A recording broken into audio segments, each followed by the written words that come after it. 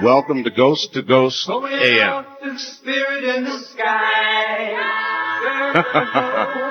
Thought I'd add a little spirit to the night. Good to be with you, everybody. I'm Art Bell, and we'll be here all night long. Nothing but ghost stories. The ground rules are simple. You tell the story. We'll listen. But it's got to be a real one. Heaven knows. Is it heaven? There are plenty of them out there. And going back now to a caller, my first caller, I might add, on WJR in Detroit. And I just, you said your radio station, sir, covers 38 states. I just got a fax from somebody. Said WJR 760 from Detroit is coming in here, gangbusters, and he sends the fax from Birmingham, Alabama. His name is Ron. So there you are, all the way down in Alabama. You can get it in Detroit, Alabama. Listen, Detroit, as we all know, is the center of some pretty strange activity upon Halloween. Yeah. And I know there's a lot of volunteers out in your streets tonight trying to keep things quiet. I assume so far they are quiet. Well, they haven't been too bad. I just had to go outside. My wife said she heard somebody parking out front. Great. And it's like we had a car stolen out front 2 days ago, so it's not the best neighborhood, but then again, it's not the worst. Well, I've got a way to keep people inside. Did you hear last hour the Bigfoot sound I played? Oh, yeah. You did, huh? All right. My dog. Uh-huh. Well, I've got something else I want. If there's anything that'll keep the people in Detroit inside, try and imagine this outside. Listen carefully now.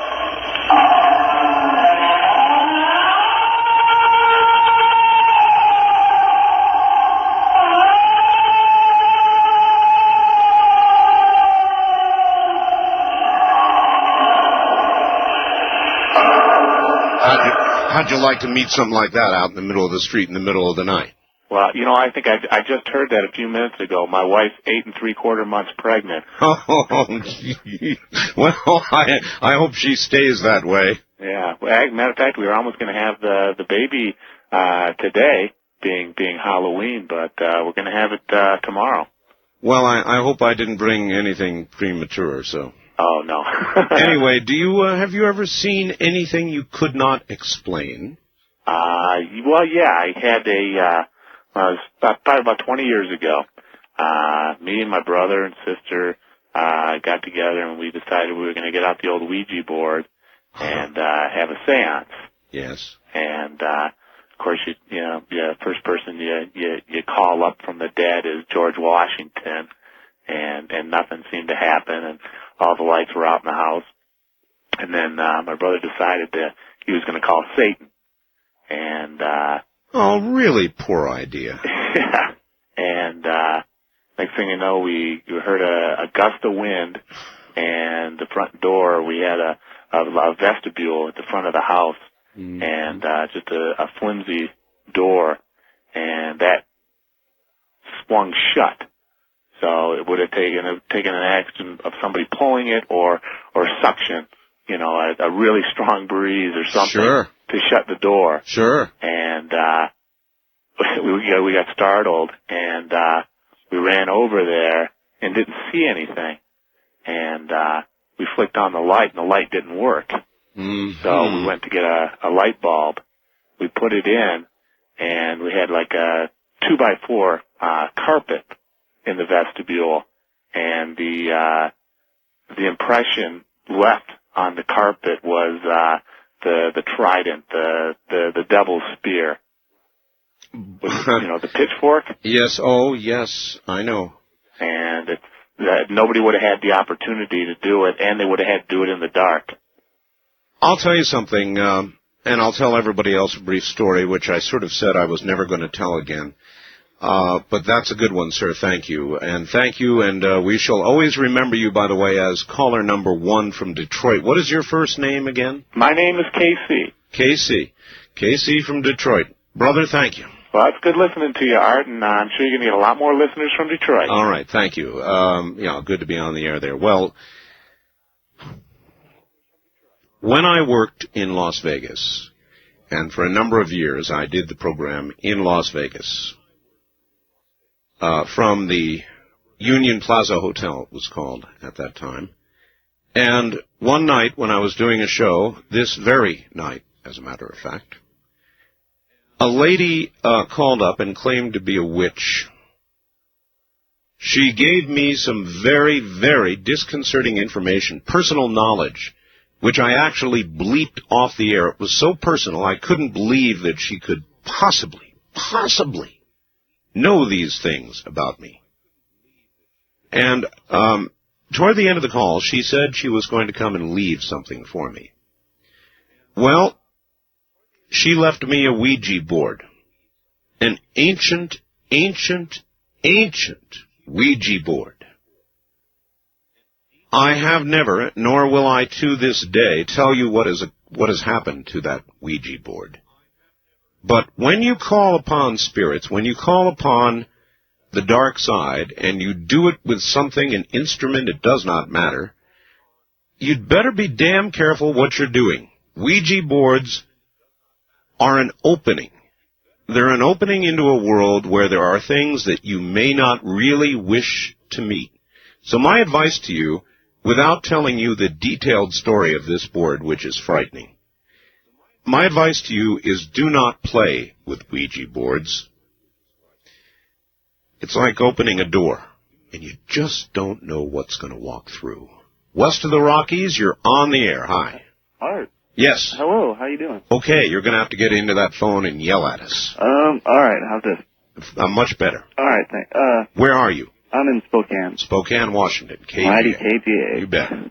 I have a story for you. All right, go ahead. It's a doozy. About a year ago, I was staying at a friend's house up in Newport. Mm-hmm. And, we were sitting down in the basement, right?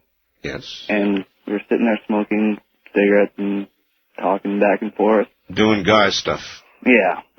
And, I was sitting there and I was watching my smoke from my cigarette go up, and all of a sudden I seen a face kind of appear into it, you know, the smoke going up into the air. Mm-hmm. And I asked my friend, you know, do you see it? And he's like, yeah. And it smiled kind of, and then... It smiled? Yeah, it just smiled. And now, I could understand people blow smoke rings. Yeah. I could even understand blowing a face, but I can't understand it smiling. Yeah, it just kind of formed into a face. It was the strangest thing I've ever... I still get shivers now. And it smiled at you? Yes. Well, it's better than a frown. Yeah. And what happened to it then? Did it... It just kind of dissipated really slowly. That's weird. He's told me about stories about seeing things in his house before, too. So. Well, I'll tell you then a little story. I have a photograph. Thank you very much for the call. I have a photograph of a ghost. A real ghost. It might be a wonderful night for some of you to get this photograph. If you have a computer and a modem, we've got a bulletin board service, and you can go in and get a photograph of this ghost. Actually, there are several ghost photographs. Oh, by the way, my guest this last Sunday on Dreamland sent me a photograph of a tornadic ghost. I don't know if that's a word, but it is obviously some sort of plasma material at the top of a staircase in the shape of a tornado. Now, down toward the bottom of the tornado, it's translucent. In other words, you can begin to look through it and see the stairs. It's the damnedest thing you've ever seen. I'm going to get that one up on the bulletin board for you as soon as they send it to me to scan. I've got a scan of it right now, but I want to be able to scan it myself at a higher resolution rate. If you want to see a ghost, there is a man in Arizona who was a stone mason. He built stone, you know, he did basements. And he did a wine cellar for a fellow in about a 100-year-old house. He was very proud of the work that he did. And when he was done, he took a photograph of his stone masonry work. It was beautiful. Only thing is, when the picture came out, quite clearly a translucent being appeared in the photograph, and it was captured very, very well on film. And we have published this photograph in our newsletter. And I might add, I've got it on our bulletin board, so if you want to download the picture of the ghost, you can call area code 702-727-1709 24 hours a day. Let me give that number to you again, 702-727-1709. And if you're able to download with Z-Modem protocol, you can download a photograph of this ghost. You take a look. There's a face, there's a body, there's arms, there's legs. It's a ghost. It's clear. It's in color. There's no mistake about it. There's some sort of spirit, some sort of entity in that photograph, and you're welcome to download it and take a look for yourself. We do a lot of that. We try to make some of this material available to you, so it does not all have to be the theater of the mind. That's what radio is. I want you to be able to see what I see so that you can see that I'm not totally crazy. West of the Rockies, you're on the air. Hello. Hi, Art. This is Aaron calling from Los Banos, California. Hi. Hi. I have a really good ghost story I wanted to tell you. Let her go. Okay. This story happened in 1951. It was given to me by my father, and it happened to his cousin named Norbert. And he was at a movie theater and in Morgan Hill, California, and he was leaving, going towards San Jose. And there's a stretch of road they call Monterey Highway that they called the Blood Alley. And one night after the movie was done, he was heading home to San Jose, heading north. Sure. And he was going about 45 miles an hour in his old car. I know the road, by the way. Yeah. And there's a little highway, and while he was going up there, he saw this, beautiful young-looking lady on the side of the road and walking really slowly. And he kind of slowed down, and he was looking over at her, and she had a beautiful white dress on, and she was looking down, and he slowly passed her, and he looked in his rearview mirror, and he saw her, and he slowed down a little bit more and was going, 10 miles an hour, and for some reason he got a really nervous feeling inside, and he slowly sped up because he was scared. He didn't know, exactly what it was. And, if it was something different, he got a different feeling inside. Mm-hmm. And, he said he sped up a little bit, and he was going about 35, 40 miles an hour, and he happened to look back again, and, it didn't go any further away. It wasn't leaving. And that really started. You mean the lady in the white dress was as close to him? Yes. As it was the first time he saw her. Uh-huh. And he really started getting nervous. And, he put his foot on the pedal and got up to about 50, 55 miles an hour. Sure. And he looked in the mirror, and it wasn't any, as a matter of fact, it was getting closer to him. Now, it was getting closer to his car. Really? On the passenger side. There are many, sir, that have died on that road. Yes, very. There was a lot of fatal accidents back in the 50s and earlier on and later on also. And as he got up to speed, he started really stepping on. He was frightened now. By this time, he was really frightened. He was going, tipping the car out to, 70, 75 miles an hour is what he said. That'd be my reaction. Yeah, he was really moving now. I'm the let's get out of here kind of person. Yes. And he looked in the mirror this time, and he looked as a matter of fact, he didn't look in the mirror. He looked over to his right side where his little side mirror was, to get a better picture.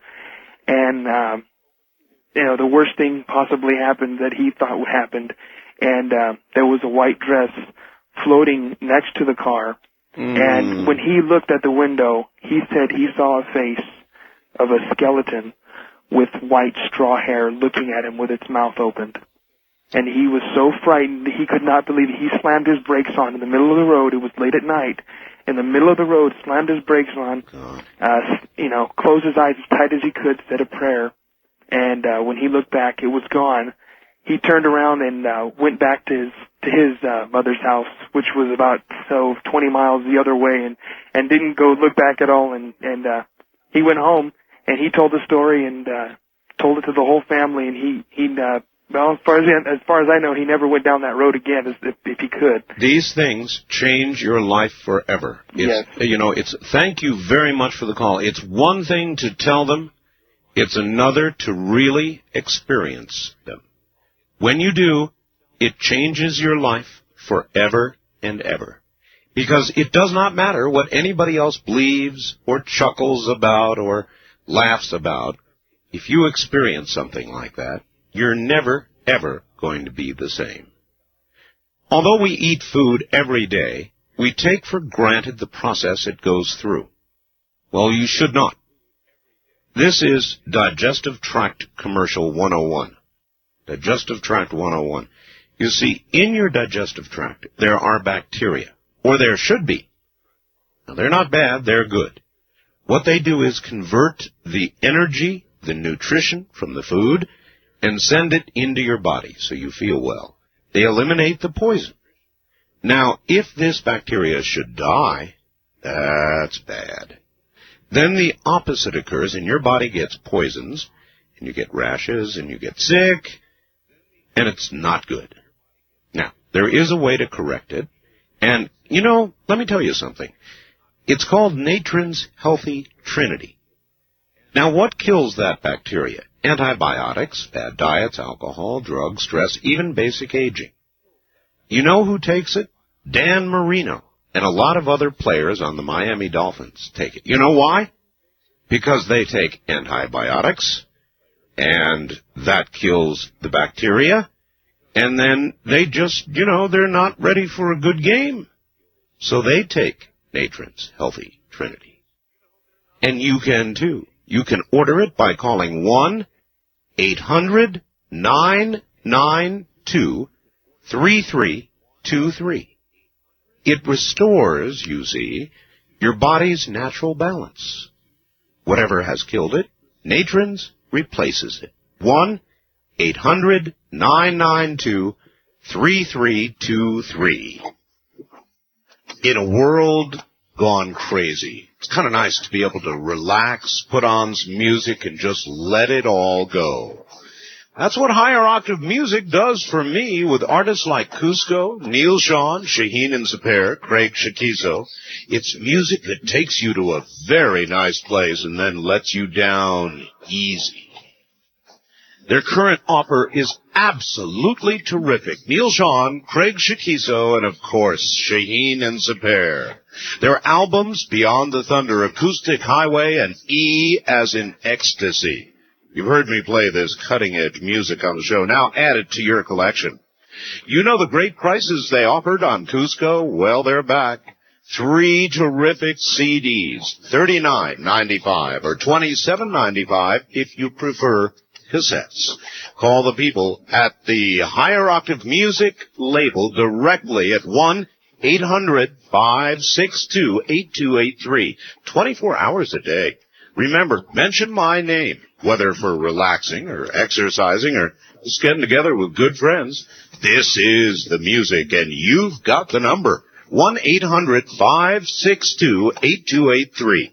That's 1-800-562-8283. Higher Octave, the name for 21st century music. All right, my recommendation is turn down the lights if you have the guts to do it, and listen carefully. West of the Rockies, you're on the air. Good morning. Good morning. This is Dennis from Vancouver. Washington? Yes. All right. Let's see. I've got a ghost story. Sort of a ghost story. Almost a ghost story. Look, that's like being almost pregnant. Either you're a spirit or you're a physical entity. It's one or the other. Well, I'll explain it and go from there. All right, then maybe I can tell you. I was up in Yosemite, National Park in California. Yes. And doing a Ouija board. Here we go. Yeah. There were, I guess, about 10 or 12 people in the room. There was only 2 of us on the board. The other people were, standing around watching, contributing their energy. And we got something that came across as being, negative. I don't necessarily want to say evil, but definitely negative oriented. Do you want to tell us what it was? Well, it wouldn't give us a name, but the impression that I have was that it was something higher up than just an ordinary demon. It was very strong, very intelligent. Now, was this manifesting itself simply through moving on the Ouija board and spelling things out, or was it... That's the way it started. Okay. We were, asking questions of it. At first we didn't know that it was evil, but, having done the Ouija board for several years prior to that, we've learned to ask appropriate questions to determine whether it's a positive or a negative entity. And after having determined that it was a negative entity, we were going to stop, but the rest of the people in the room wanted to continue because they were fascinated. So we went ahead and continued with it, which of course was our mistake. But after a while, it told us to turn the lights off. Oh, so, it did, and you listened, right? Yeah, we turned the lights off. We turned the candle on. All right, I'll tell you. Lit a candle. Lit a candle. I'll tell you what. I'm coming up on a break. I want you to hold this story for the break. All right? Okay. All right. Stay right where you are. We will shortly be back. You're listening to an annual event called Ghost to Ghost AM. I'm Art Bell. Put your seatbelts on, everybody. It's going to be a rough ride. For the past several months, North American Trading, months, almost a year, they've been telling you about the new currency. Well, it's here. $100 are going to change, $100 bills first, then the other denominations will quickly follow. And currency is changing. That's all there is to it. Now, there are at least 3 or 4 ways this new currency will affect your savings, your investments, just about all the holdings that you've got. They've got a wonderful offer for you. All you need to do is call them. It is a free call, and they will send you free information. Now, I'm telling you this, they sell gold. It's really a very tricky ad, because when you read about what's going on in the economy, buying gold is going to seem au naturel to you, so you don't really, they don't have to sell gold. It sells itself after you read this information, but the info is free, so call them. 1-800-877-9799 is the number. 1-800-877-9799. The name of the company, once again, is North American Trading, and they're more than happy to do business with you. But right now, all they want to do is send you free information. In a moment, there'll be more. Folks, I've got on the line with me Dr. Greg Cinnamone, who helped to originate the amazing 18-hour phonics game. I've been telling you about this. It helps children, it helps teenagers as well as adults learn to read, understand, and comprehend better. Greg, what got you started in this endeavor? Well, I'll tell you, I'm like a lot of people, I think, Art, where I tried another phonics method with my own kids. I have 2 school-age kids. I'm also a school therapist and did a lot of testing on kids as they're preparing to enter education. And our kids read horribly in our society today. In fact, here in California alone, we placed dead last in the nation, tied with Louisiana, in reading and spelling and grammar. In fact, last year alone, 20% of all high school graduates could not even read their high school diplomas. And so what got me interested in the phonics game is that we're in a mess here. And if we don't turn this around and figure out how to get back to basics, which is teaching the 44 sounds of the English language to our children and our teenagers, then I don't know where it's going to stop or where our kids are going to have to end up before we get back to the basics in education. Well, of course, whenever America is compared to any other industrialized country, we always score at the bottom of the heap. Why are kids and adults having problems reading and spelling?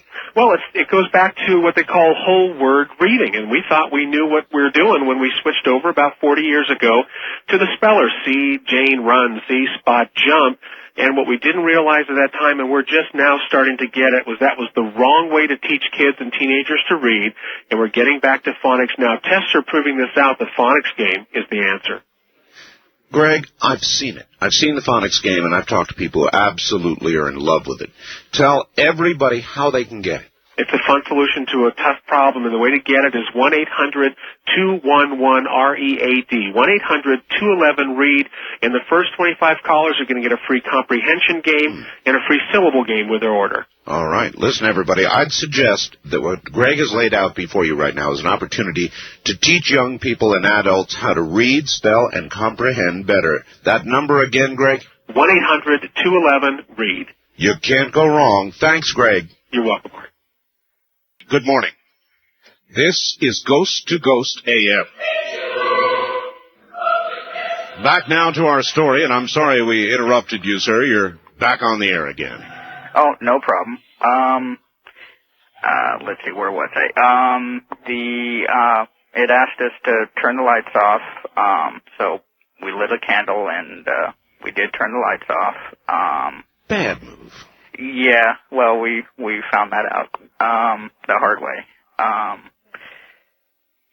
We continued, speaking with it for about a minute or so. Yeah, it. Unbeknownst to us, back behind the group, towards the corner of a room, a light started to form, just, in the middle of the air. It started off real small, but it was real bright. It was actually lighting up the room. Right. The room got real cold, real fast.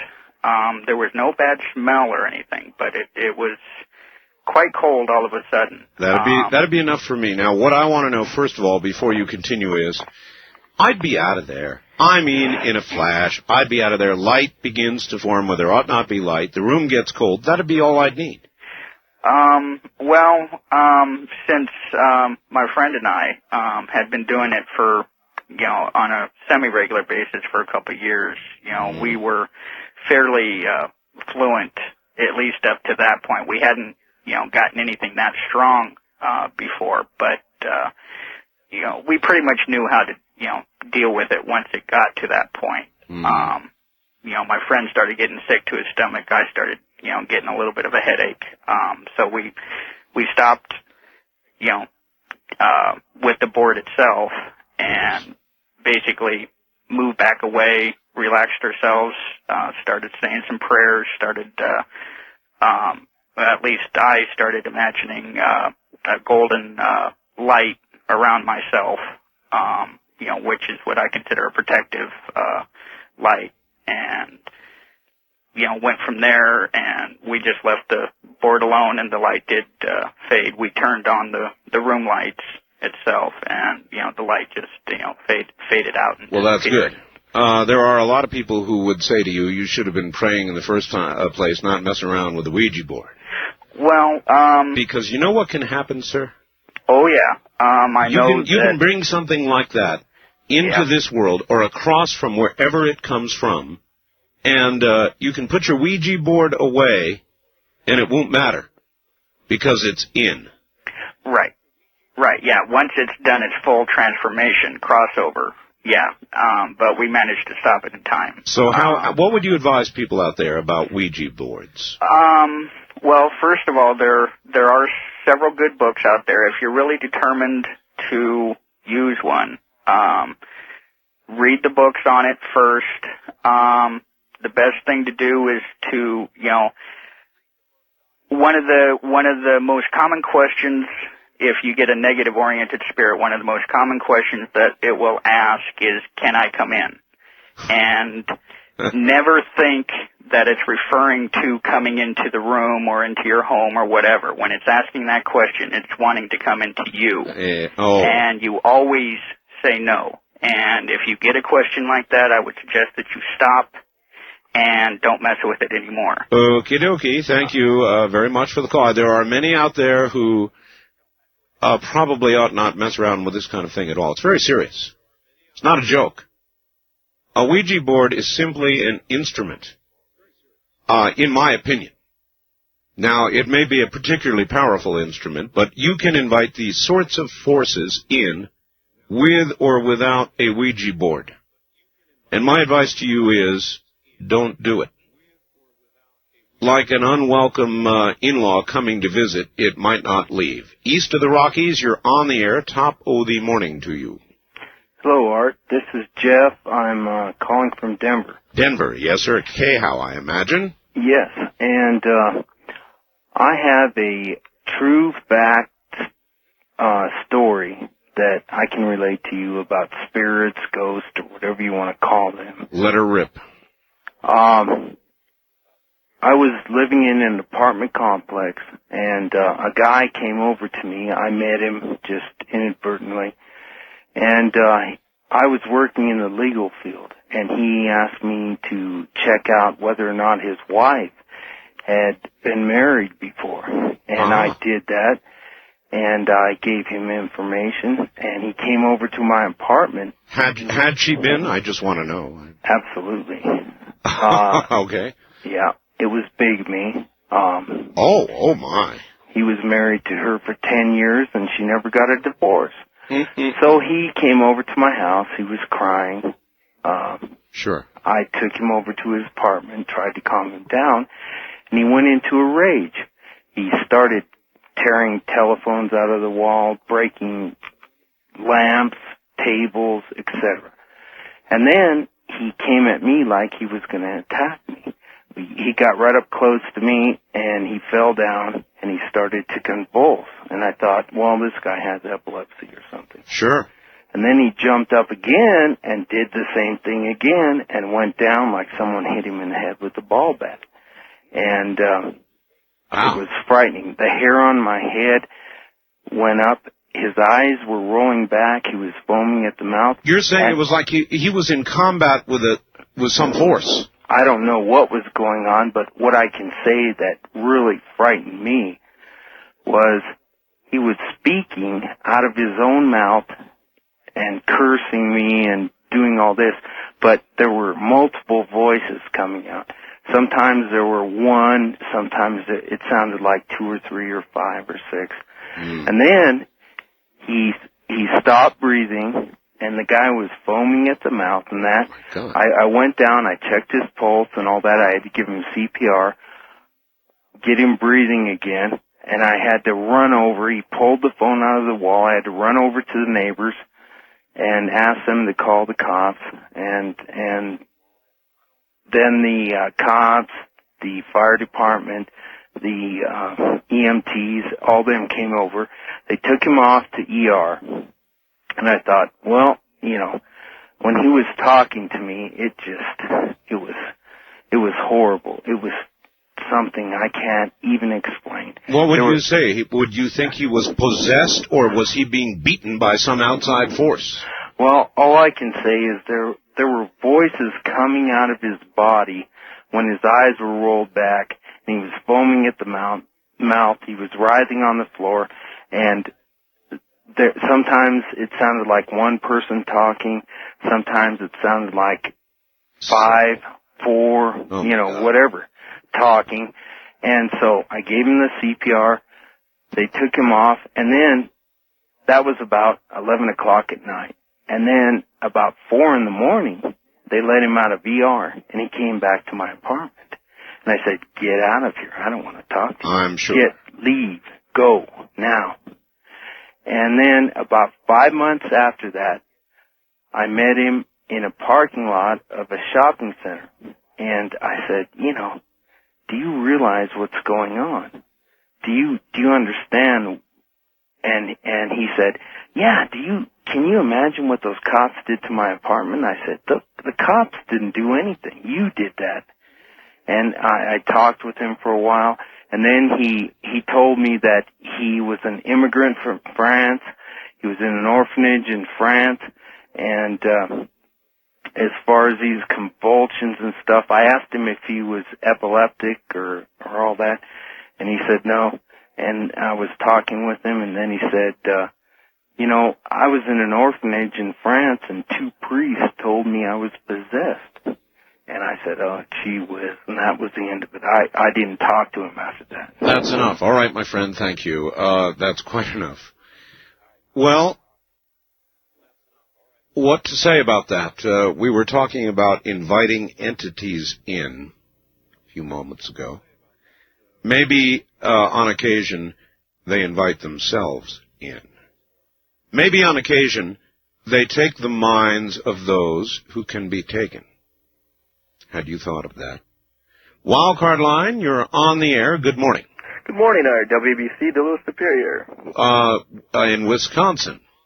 Actually, I'm in Duluth. But Duluth, Minnesota. I'm sorry. Yeah. All right. Yeah, your Detroit station is coming through pretty good, too. All right. Say, are you going to tell us what happened to your Ouija board? Absolutely not. Can't talk you into it, huh? No, that's one story I really won't tell. It scares me, and I don't like telling it. Not even on this day. It scares the hell out of me. That's one thing that really did scare me, and that's so I warn people about Ouija boards. How about you? Do you have a story? Yeah, I got a quick one for you. All right. Back in the 50s, my mom was seeing a gentleman in her school. She was a junior in high school. I guess they were really in love with each other, this, that, and the other thing. And one night, she was sleeping, and she just kind of stirred in bed, and she woke up and saw him standing in the room, her bedroom. She, what are you doing here? And he just kind of faded away. No. And the next day, she found out he was killed in a car accident. So. Oh, there's a lot of stories like that.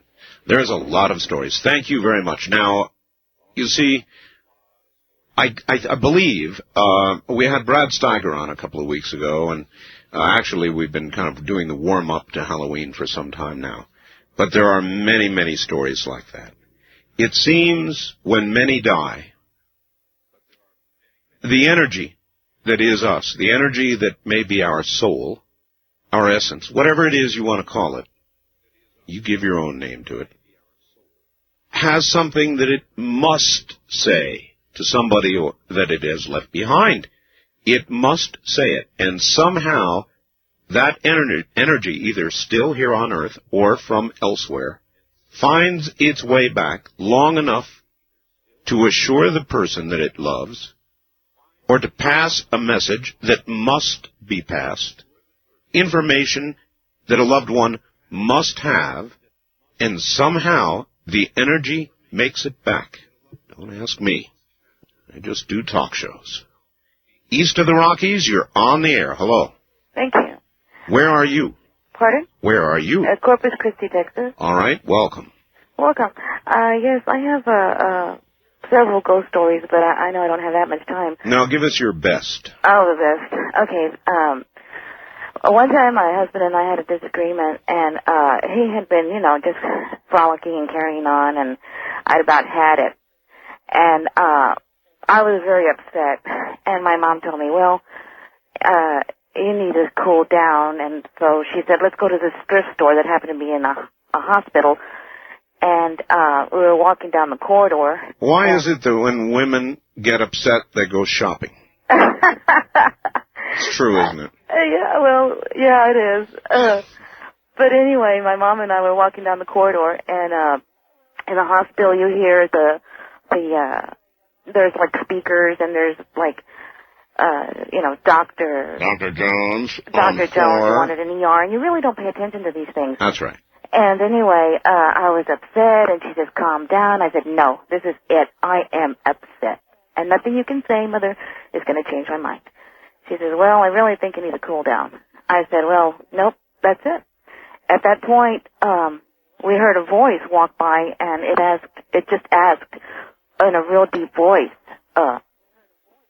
where did you leave Ben?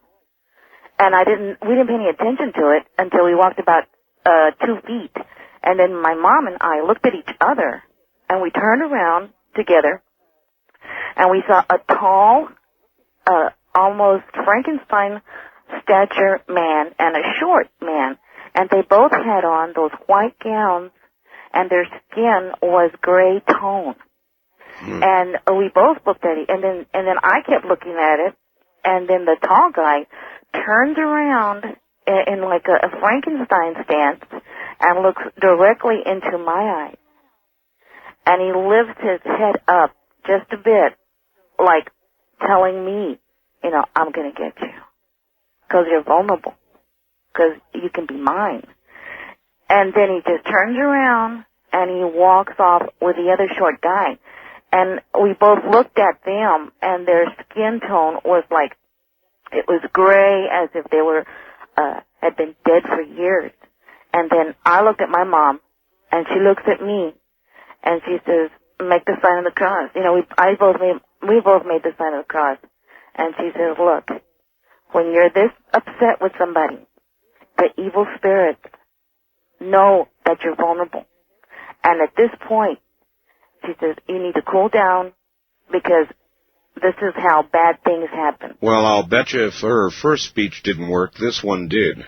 Yeah, well, I still haven't forgiven him, but you did calm down. Oh, yeah, I did calm down.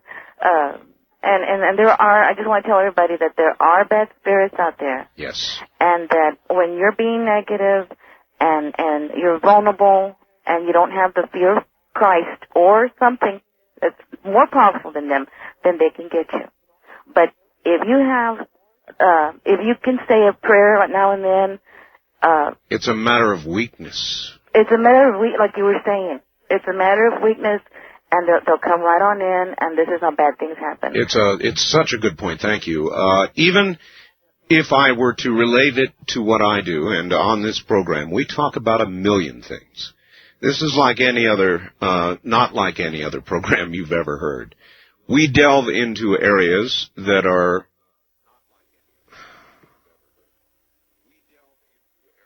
there really is no explanation for it. I can't put it into words. You're just going to have to listen to the program, not just this one, but the one we do on a regular basis, and you'll begin to get the idea. We don't bore in. We're not like other talk shows. We don't bore in only on politics or anything else. We do whatever comes up on any given night. And occasionally, we'll be in the political arena, or we'll be talking about something very terrestrial, and somebody will push my button. Now, in latter years, I've tried to let it happen less and less, but my button can be pushed. And there have been, over the years, a few times, mind you, a few times, when I have virtually lost it. I mean, I have become red-faced, heart-pounding, totally out of it, angry. And just totally blew up on the air. It does not happen very frequently, but it has occurred. Now, let me tell you, when that does occur, folks, as this lady just said, in my opinion, these are very, very vulnerable moments. And it's possible that if there is something close, something waiting for you, you are vulnerable. And it could take you in an instant. You don't believe it? That's fine. Just heed my warning. You're listening to Ghost AM. From the great American Southwest and the high desert, I'm Art Bell. We'll be right back. Good morning. This is Ghost AM. A lot of new radio stations joining us this morning. WJR, Detroit. WHAM, Rochester, New York. Both of them monsters, covering large segments of the entire country. Also, WFMD, Frederick, Maryland, touching parts of Baltimore and Washington, D.C. As well, WTAD, Quincy, Illinois. Welcome to all of you. Welcome to, well, I don't know. There never is a norm on this show, but if there is, this is not it. We're telling ghost stories. Tonight, maybe tomorrow night. I don't know. We'll see how it goes. We've had some buttes already. If you're just joining us, sorry, you've missed some buttes. We'll get back to it all in just a moment. Now, you know I love bringing you new junk. Oh, well, I shouldn't call it junk, should I? My wife calls it junk. She calls everything I like junk. Radios, I love them. She calls them junk. New stuff. How about that? Select Comfort is new stuff. It is a bed as no other. It has no springs. It has no sloshing water. It has only air pockets inside of it.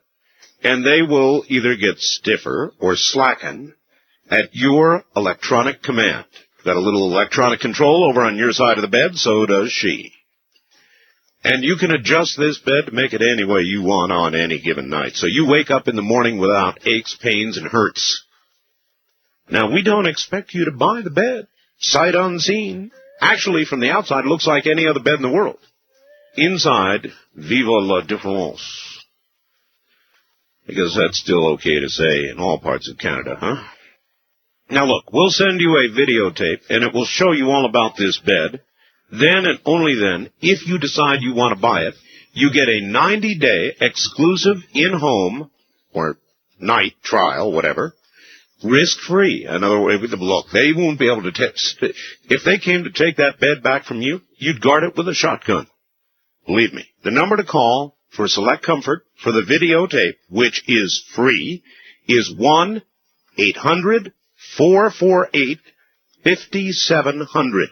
That's 1-800-448-5700. In a moment, more Ghost to Ghost AM. The secret of making money is the right time. Now is the time to call the number I'm about to give you. Vice President Albert Gore said one thing just right, quote, make no mistake about it. The telecommunications industry is by all odds the most important lucrative marketplace of the 21st century, end quote. Act now. Discover how a minimum $7,700 participation in telecommunications right now could bring back to you $20,000, $30,000, $40,000 and more, plus a yearly income for the rest of your life. And yes, it can be part of your IRA or retirement plan. For complete details and a free video cassette, call them now, toll free, 1-800-444-1049. Ensure your financial future. Take action now, 24 hours a day. That means now, 1-800-444-1049. For a free investor's report and a video, call 1-800-444-1049. This is from a retired Navy fellow.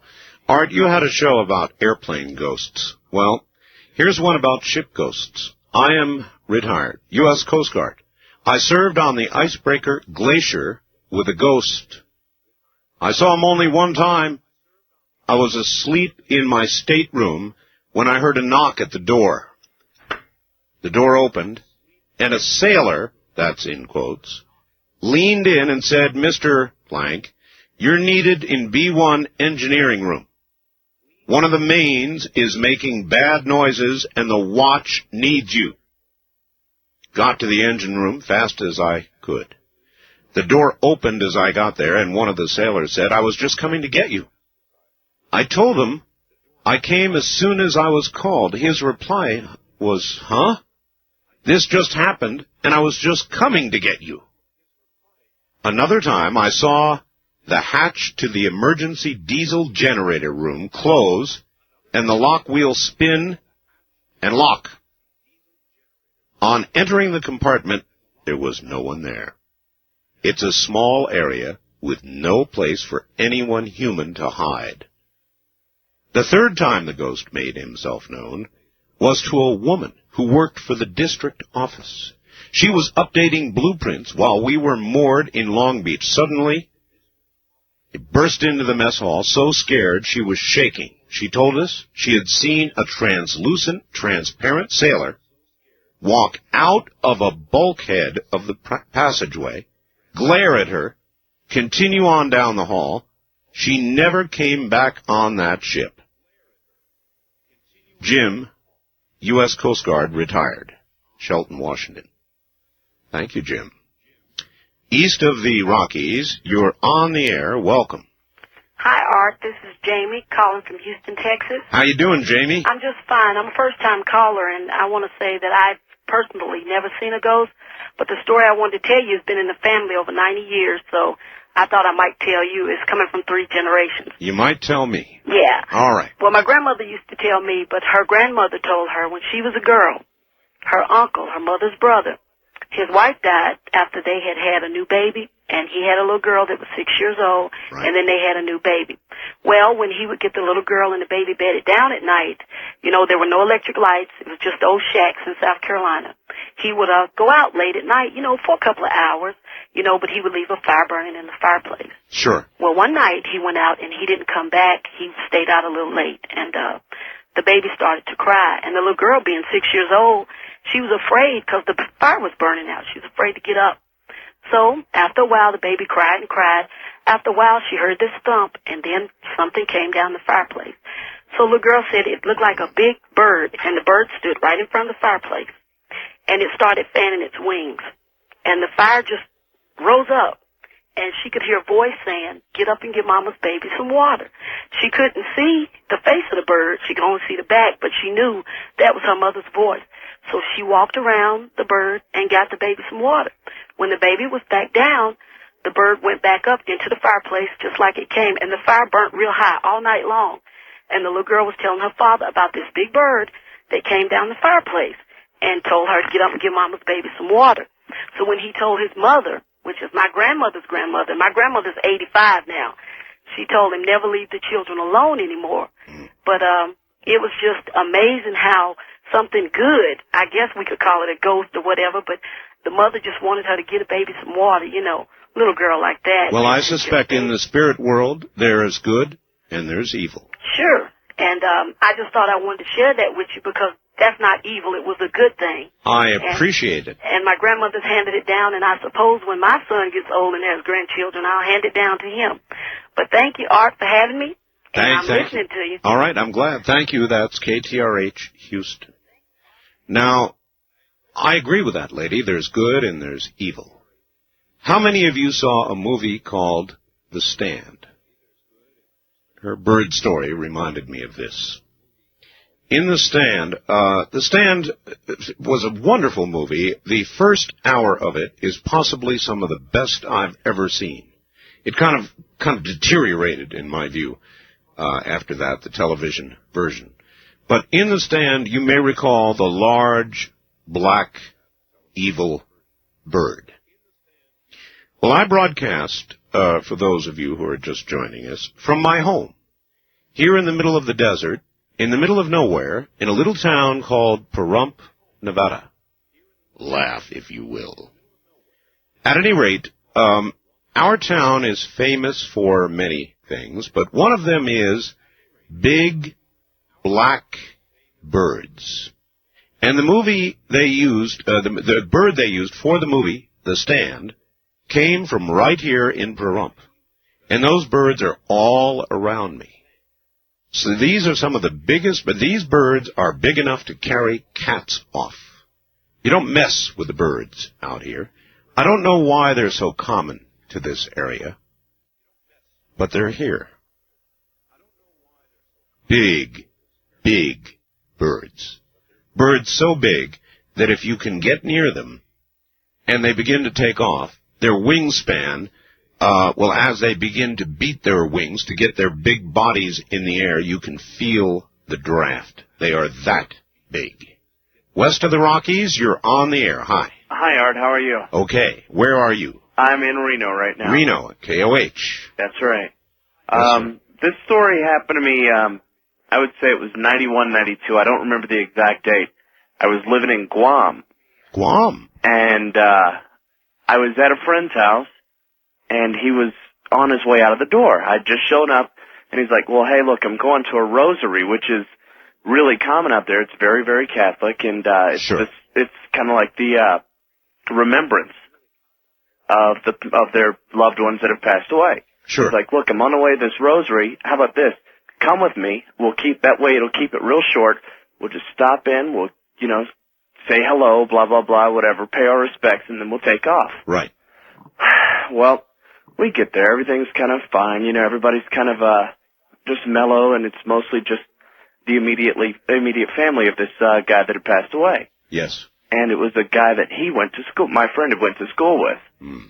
And so we're standing there, and the guy that died's little sister came in. She was about maybe 4 or 5 years old, crying. She comes running from down the hall, and I don't remember the dead guy's name, but I'll just say David.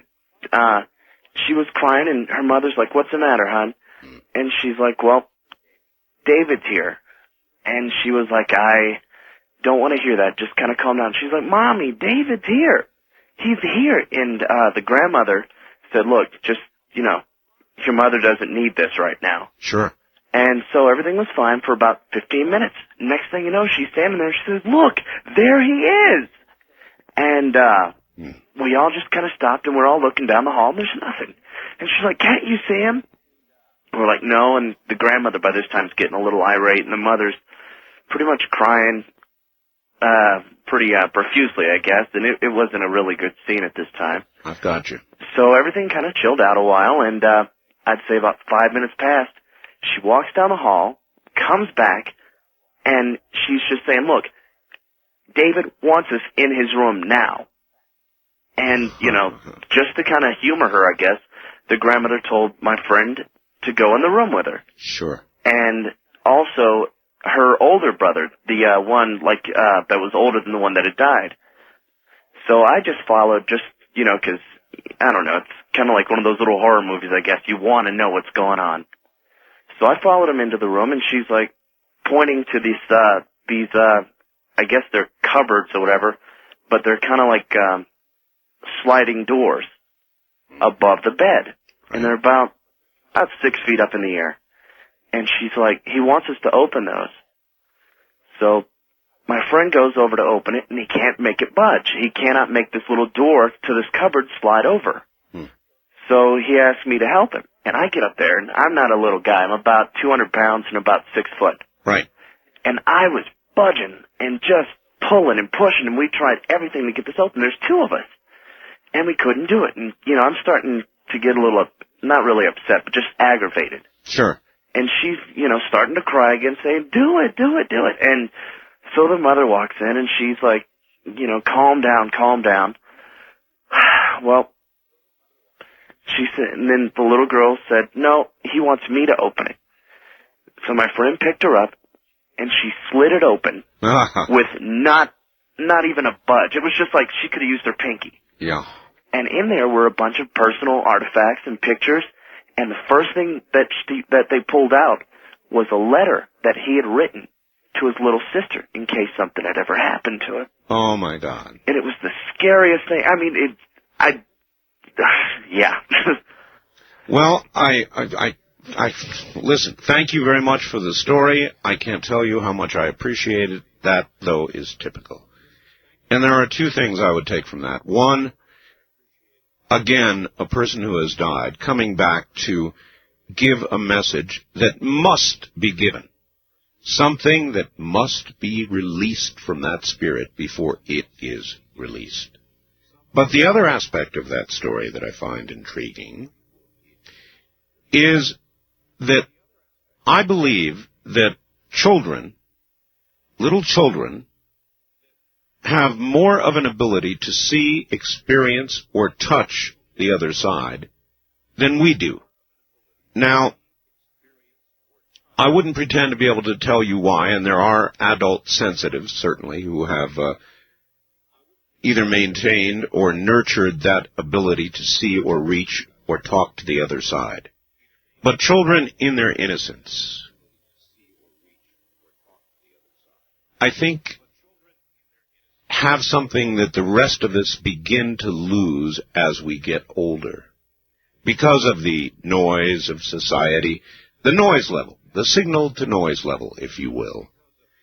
It was a deep thing that is either in all of us, or was once in all of us, or is still in all of us, that fades. But, in children, it has not yet faded. So children have a unique kind of sensory ability the rest of us do not have. East of the Rockies, you're on the air. Good morning. How you doing, Art? Okay, where are you? I'm in Canton, Michigan, which is just west of Detroit. Excellent. WJR, I bet. You betcha. All right. I just want to tell you about a really scary ghost story that involves my brother. This was back in 1983, October 7th. Yes, sir. And you remember the date that well, huh? Well, I sure do, because I was on the road. I was playing with a band in Saginaw, Michigan. Ah, yes. Playing at the Fordney Hotel.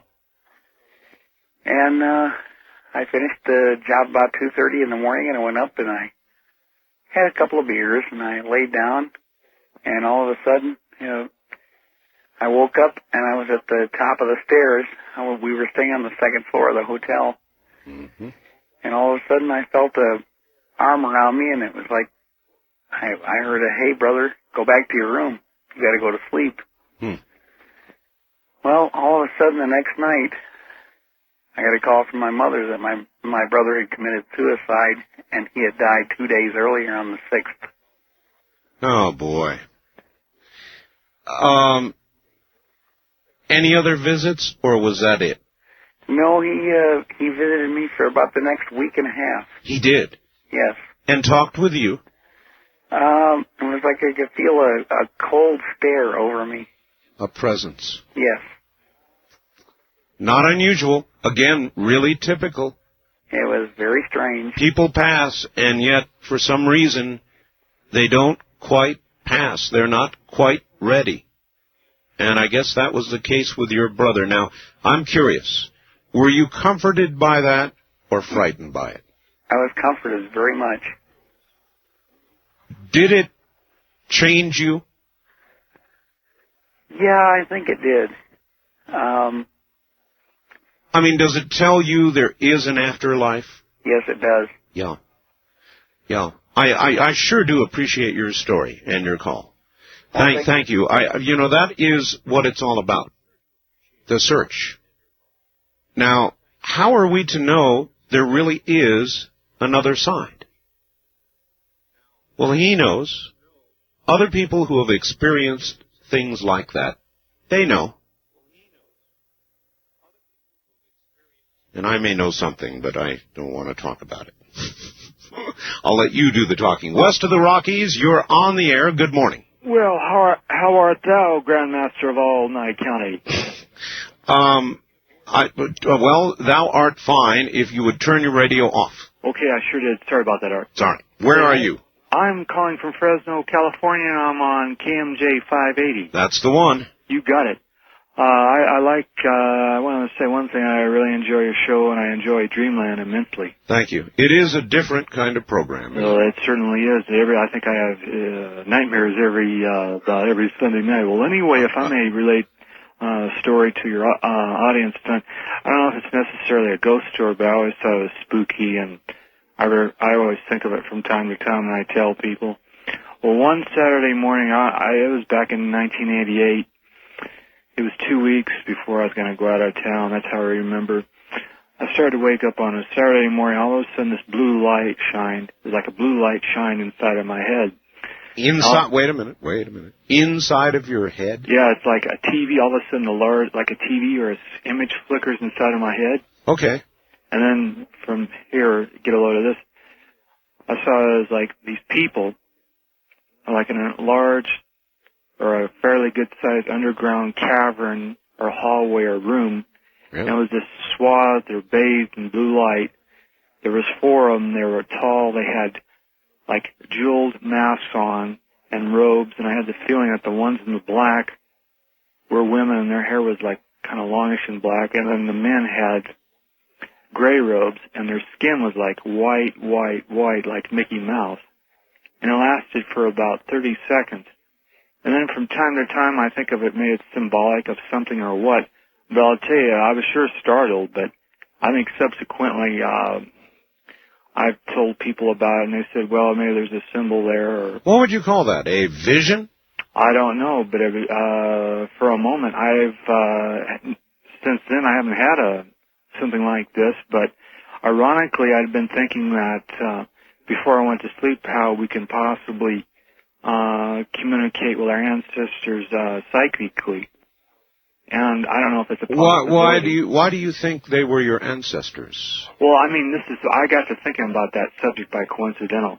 I don't think that they are, but I got the feeling they're from overseas. I don't know if that's of any Maybe, all right, thank you very much. Maybe what happened is you just sort of crossed psychic paths for a few moments with somebody who was doing some kind of experiment somewhere else, or somebody else who was dabbling in areas they perhaps should not have been, and you were simply the receptor for that tampering. Now, that's an absolute stab in the dark for somebody who is simply a talk show host and listened to your story. I don't have the slightest idea what it was. But if you'd had a couple, it certainly would sober you up, wouldn't it? We'll be back. There'll be more. This is Ghost to Ghost AM. Good morning. I'm Art Bell. We're telling ghost stories tonight, maybe tomorrow night. Oh, they're weird. Very weird. Yeah, don't cross my path. Take this one, for example, Art.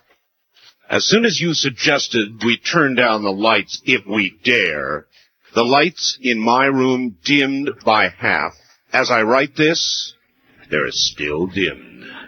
I don't bother chasing mice around. Oh, that's weird. Really weird. This is the night for weird.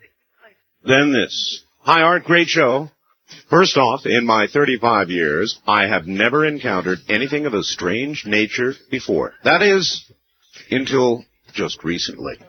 I'll let you decide if this is a ghost story or not.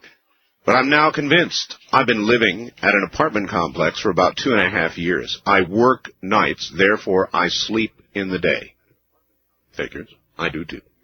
After a few months after moving into my apartment, I'd be awakened from a sound sleep by the feeling that someone was in bed with me. It was as though someone was thrashing wildly about the bed. But when I looked at the bed, it was as empty as was the bedroom. This happened every day during the month of September and stopped after September 21st. I thought it was just a sleep disorder. Since it seemed to have disappeared, I soon forgot. Then, the following September, the same thing happened. And just as before, it stopped after the 21st. I went to my doctor. I discussed it with him, and he gave me some pills. Anyway, last month, it began again, and the pills did not work. As the 21st approached, the thrashing feeling would be more intense and last longer to the point where I could no longer get any sleep. Now, after 2 days of no sleep, I came home from work, and a neighbor, who I've been having a passing acquaintance with, noticed my haggard look. He asked me if I was sick. I told him that I wasn't getting much sleep lately.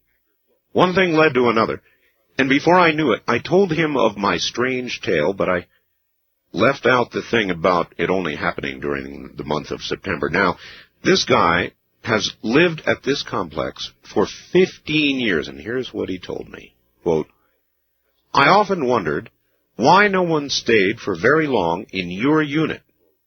Now I think I know. Back in September of 1981, a young lady lived in your apartment, and later that month was found dead on her bed. The autopsy showed that she had been strangled and put up one hell of a fight. End quote. Now I believe the thrashing about my bed is the spirit of this lady. Another thing that's strange is that it only happens during the day, not the night. Therefore, I feel she must have died during the day. What do you think? What should I do? Jim in Phoenix, Arizona. Buddy, I wouldn't begin to try to tell you what to do. I don't know. More Ghost to Ghost AM in just a moment. I call it that. Normally the name of the show, by the way, is Coast to Coast AM.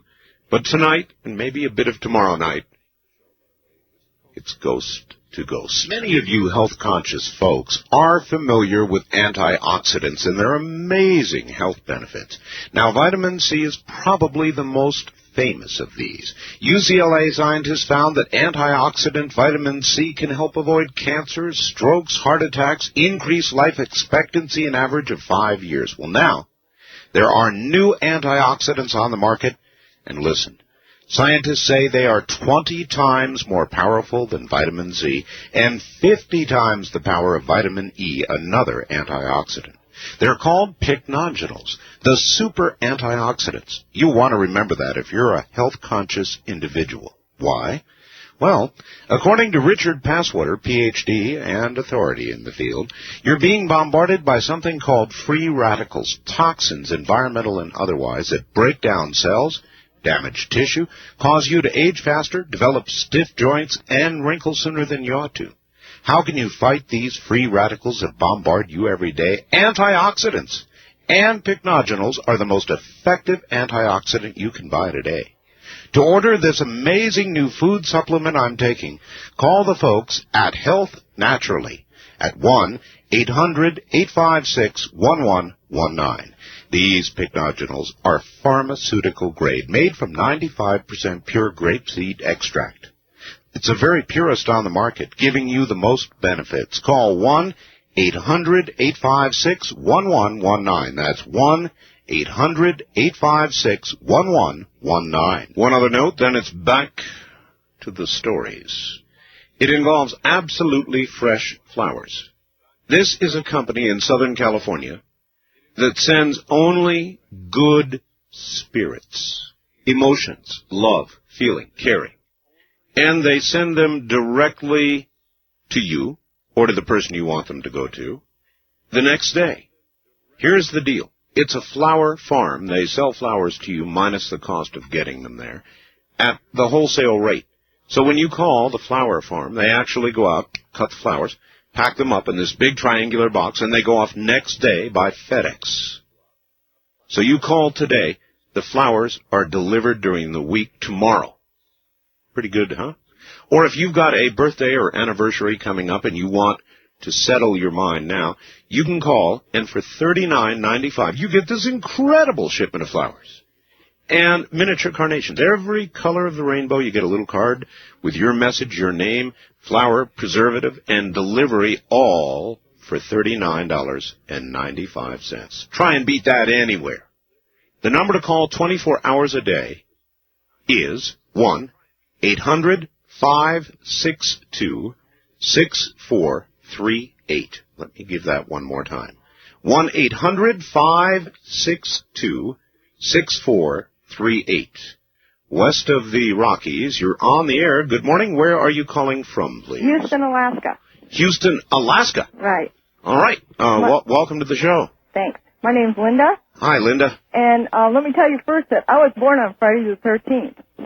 And this story that I'm going to tell you happened to me 35 years ago when I was 13 in a place called Westfield, Massachusetts. All right. And at 13, I went to a public school there. And at 13, I had a crush on a boy that went to Catholic school. And I talked a couple of my friends in on a Monday night to go to see him after catechism got out. Ah, yes. And we had a curfew time. We had to be home. And we knew we were going to be late. So my friends, which was kitty corner to the church, was an old cemetery. And it had the wrought iron and the stone wall. Oh, and yes. As a child, I don't remember it ever being used, but it was an old cemetery. It was pretty shut down.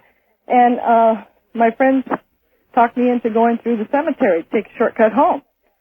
So I was always a tomboy and wasn't afraid of anything. So we took off through the cemetery running.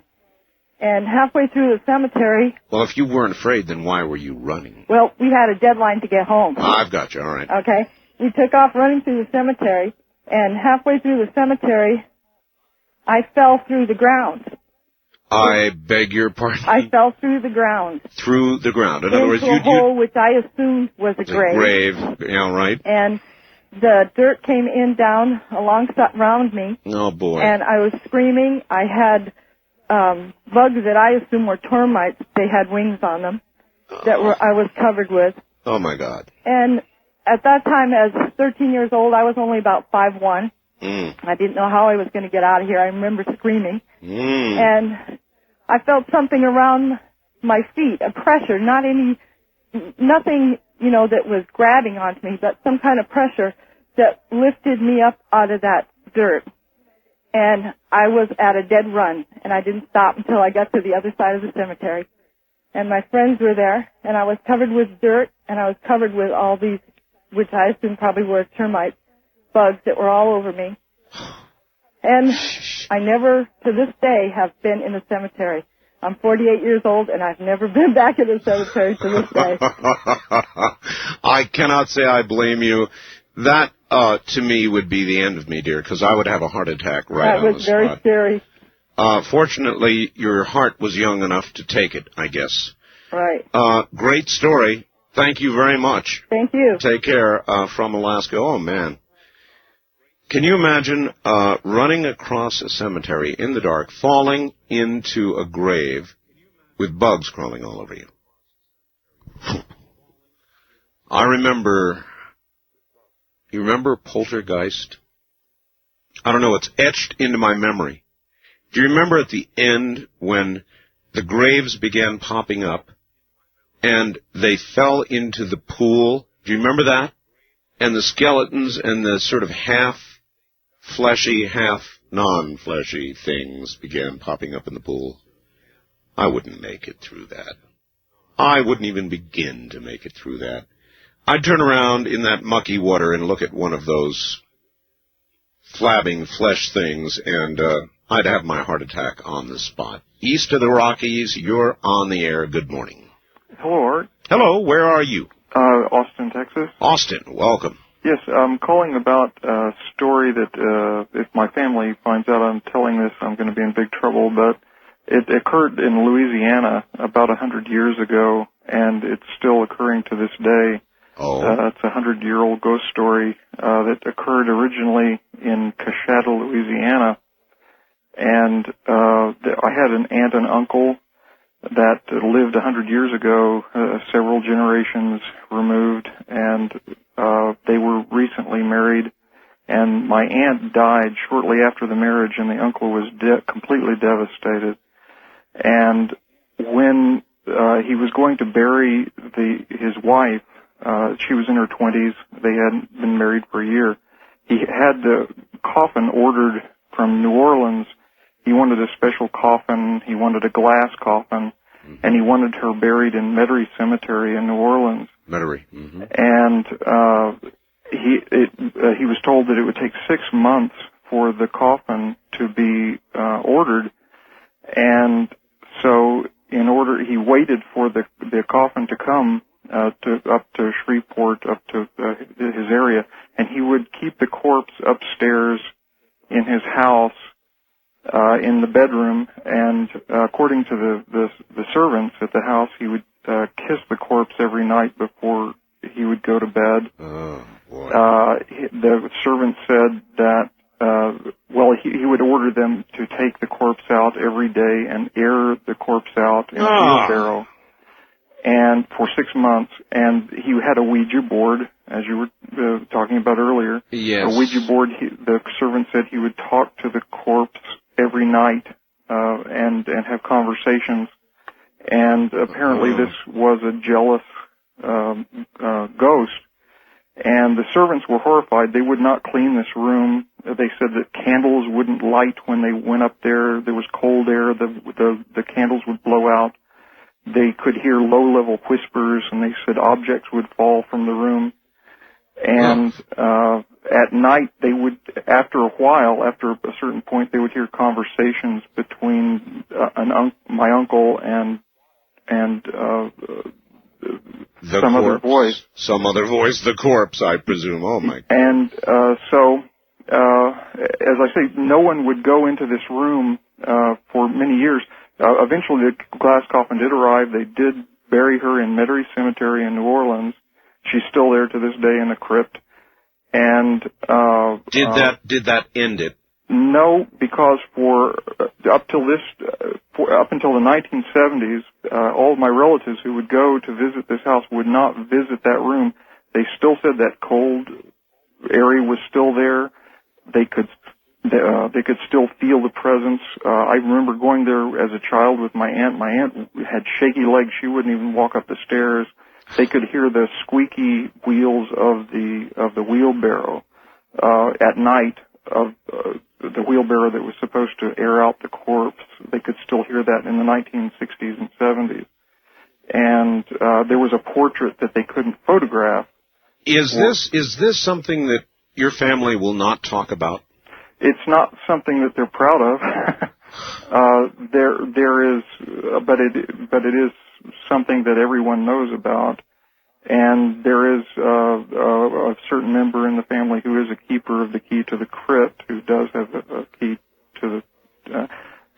Would you go in there? Yeah, I guess I would. Just out of curiosity, because it's been something I've heard about all my life, and I'm curious about it. All right. Well, listen, I very much appreciate your call, but there's no way that I would. There's no way. Absolutely no way. Now, you tell me, you explain to me, but that man is just like the women in the low-cut dresses, who the moment you hear the bump and the grind in the basement, immediately do what? They go down the stairs to the basement. The one place where you know they ought not go. Everybody knows evil things lurk in dark basements, but they go straight down there and see if that fellow had the key. Where would he go? He'd go look at the body. I know he would. I wouldn't. Would you? Listen, I want to, God, that was weird. I want to tell you two things. One, if you would like a copy, and we have over 2 more hours of this program yet to do, this is one program that we make available to the audience. If you would like a copy of the program you are listening to right now, you can call 1-800-917-4278. Let me give you that number again, because I know a lot of you are going to want it. It's 1-800-917-4278, and it is good now, 24 hours a day. It is the Ghost to Ghost Halloween show. One other little item. We know we're going on in a whole bunch of new affiliate areas this morning. Love to hear from you by fax. We do have a 24-hour-a-day fax service, which sounds pretty fancy. It's really just a fax machine in my living room. The number is area code 702-727-8499. Let me give that to you again. I'd love to hear from somebody in New York confirming we're on way back in New York, Rochester. Area code 702-727-8499. West of the Rockies, you're on the air. Well, hello, Art. Hello. Is Scott from Graham, Washington. Hello, Scott. And this is something that happened over on the west side of the Olympic Mountains. Yes, sir. And it's up the Queets River. Anyway, there was 4 of us, and we had 2 pickup trucks and 1 camper on 1 truck. And we went up to this beautiful spot with the river, and on the other side of the river is a cliff with these just huge boulders, probably 5 to 1,000-pound boulders. Big just rocks. huge. Big rocks. Big rocks. And so we got up there, and it was dusk, and when it's dark up there, I mean, it is dark. I mean, you can't even see your hand in front of your face. Understood. And so we decided to sit all in one camper and have a good old poker game. Mm-hmm. So we were all sitting around playing poker, and it was about 1:30 a.m. And we heard some splashes in the river. And we heard some grunts. Grunts. Yeah, just kind of huge grunts. So we figured it was probably a bear out there having fun in the river, you know. Don't like grunts. Yeah, and so after a while, the grunts seemed to get louder. And we heard like big rocks hitting each other. You know how you can hear the crack of rocks? Of course. And after a while, these rocks seemed to get closer and closer to our camper. And you could feel the rocks hit the ground outside to kind of a big thud. And I'm telling you, we all looked at each other and we said, nobody's going outside. I mean, we were armed to the teeth, but we were scared to death. I wouldn't. You mean like those gigantic rocks coming out of the air and hitting the ground like that? Yes. It's just like Bad. somebody was over there throwing these huge rocks. Uh-huh. And then, I wanted to call you last week about the Sasquatch sound because you wouldn't believe this. I mean, the hair on the back of our necks was standing up. It's standing up now. Was it like the sound I've got? It was close, but not really. I mean, we're closer to the first one that Linda Howe sent or the second one? The second one. That, you mean sounds, that absolutely horrible, it was I don't know what I would call that. I would call that, it almost sounds human. To me, it sounded like a man in horrible, horrible agony. That's the only way I can think to put it. Is that about the way it sounded? Oh, you wouldn't believe it, Art. It was just about like that, and it was echoing up and down the river, and it was terrible. We were terrified, and these rocks you could almost hear them whistling through the air, and they were crashing on the other side of our camper. They were hitting in the water, and the cracking of the rocks, and this went on, Art, for 3 hours. And what do you guys do? You just sit there and sort of shake at the table, or what? We're on the floor of the camper. We just couldn't move. We didn't know if one of these rocks are going to hit us. Now, you see, that sounds realistic to me. That's where I'd be, floor of the camper. You betcha. And we were armed to the teeth, let me tell you, and I was ready for anything.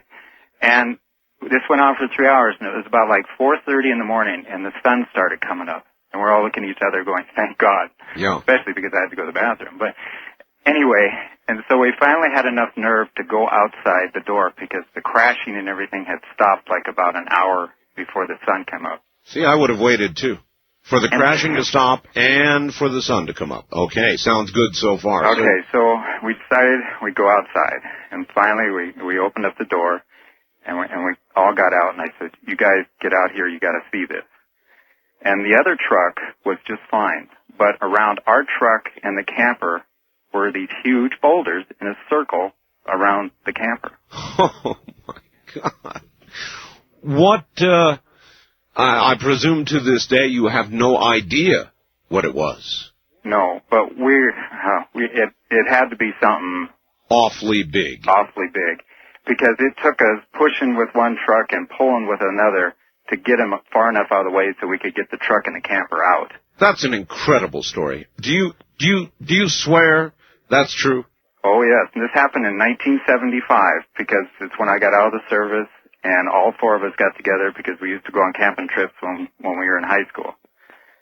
And to this day, when we get together, I mean, this, this is something we always talk about. You still talk about. I can imagine you would. Well, that one is almost a topper. What an absolutely incredible story. And so that's where it ended. You hauled the rocks away, and that was it. Yeah, we pushed them out of the way, and we got out of there, and I have never been up there again. I can't blame you. Thank you. I will not go. Thank you very much for the story. Thank you, sir. Art. Take care. Something that big with those kinds of rocks. No, thank you. This is Ghost to Ghost AM. I'm Art Bell. For some, we'll be right back. Good morning. It's Halloween all across America. And we are doing what we do every Halloween. We're doing Ghost to Ghost. If you've got a good ghost story, we're here for you. But first, something that somebody should have thought of long, long, long ago. Laprina. You know what that is? It's aspirin. Well, that's not magic. Aspirin's been around but wait a minute. You don't have to take Laprina, in fact you shouldn't, by mouth. It's not even in tablet form. This is spray-on aspirin. Now, you say, well, what do you mean spray-on? Well, aspirin, normally you take pills, right? You digest it. Digestive tract 101, we've talked about that. Gets into your bloodstream, and you have pain relief. Takes a long time, and is not very specific. Laprina, just like a nicotine patch that you put on your arm, puts nicotine into your bloodstream. Laprina, you spray on your skin. Say you got a sore knee, sore shoulder. You spray it directly on the area where you want the miracle. Ladies and gentlemen, aspirin does not need to be taken orally. It can be sprayed on. That's what Leprina is. The people who use it on one of them say it is damn near miraculous. It is. Call them. If you want Leprina, call them. It is Health Naturally that sells it, naturally.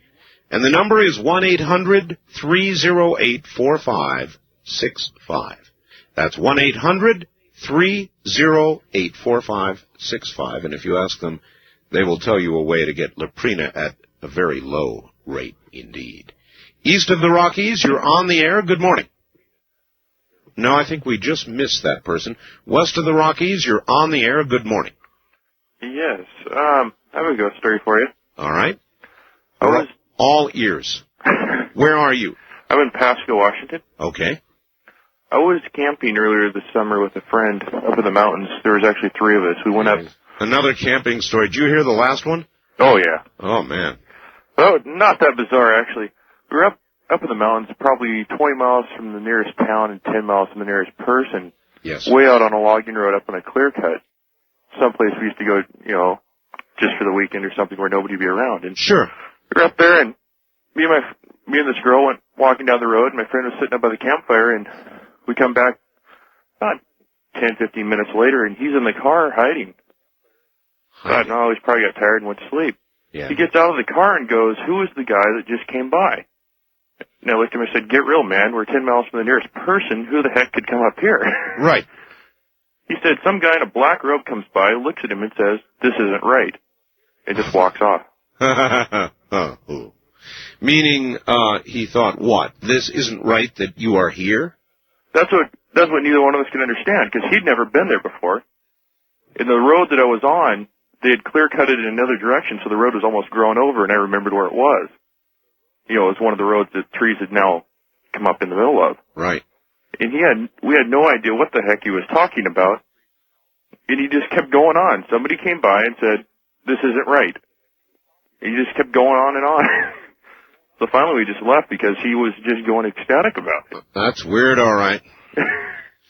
That's very weird. And so you just never found out anything more about this? He still, every time I talk to the guy, he still goes on about this. He still thinks I had somebody up there with us. But where we were, it was impossible for anybody to have found us. It was one of those places, if you were to get hurt or something, nobody would find you. Well, I guess that's one of those things you're going to have to wonder about your whole life, huh? Apparently. I have another quick one, if you don't mind. Very quickly, yes. I worked in a plant up in a little city up north of here called Lake Stevens. Actually, it's on the other side of the mountains from us. Right. And I was in working one night. It was a Prestolog plant, and it was very noisy, so you wear earplugs. Mm-hmm. And all of a sudden, I heard somebody call my voice. There was only 2 of us that worked in the plant, so I figured it was the other guy, and he was out on the forklift outside. So I went outside, and as I'm going out, he's coming in and said, "What did you want?" There was nobody around.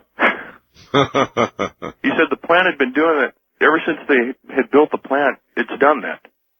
One person will hear somebody call the name, and the other person will come in as the other person's going to look for the other one.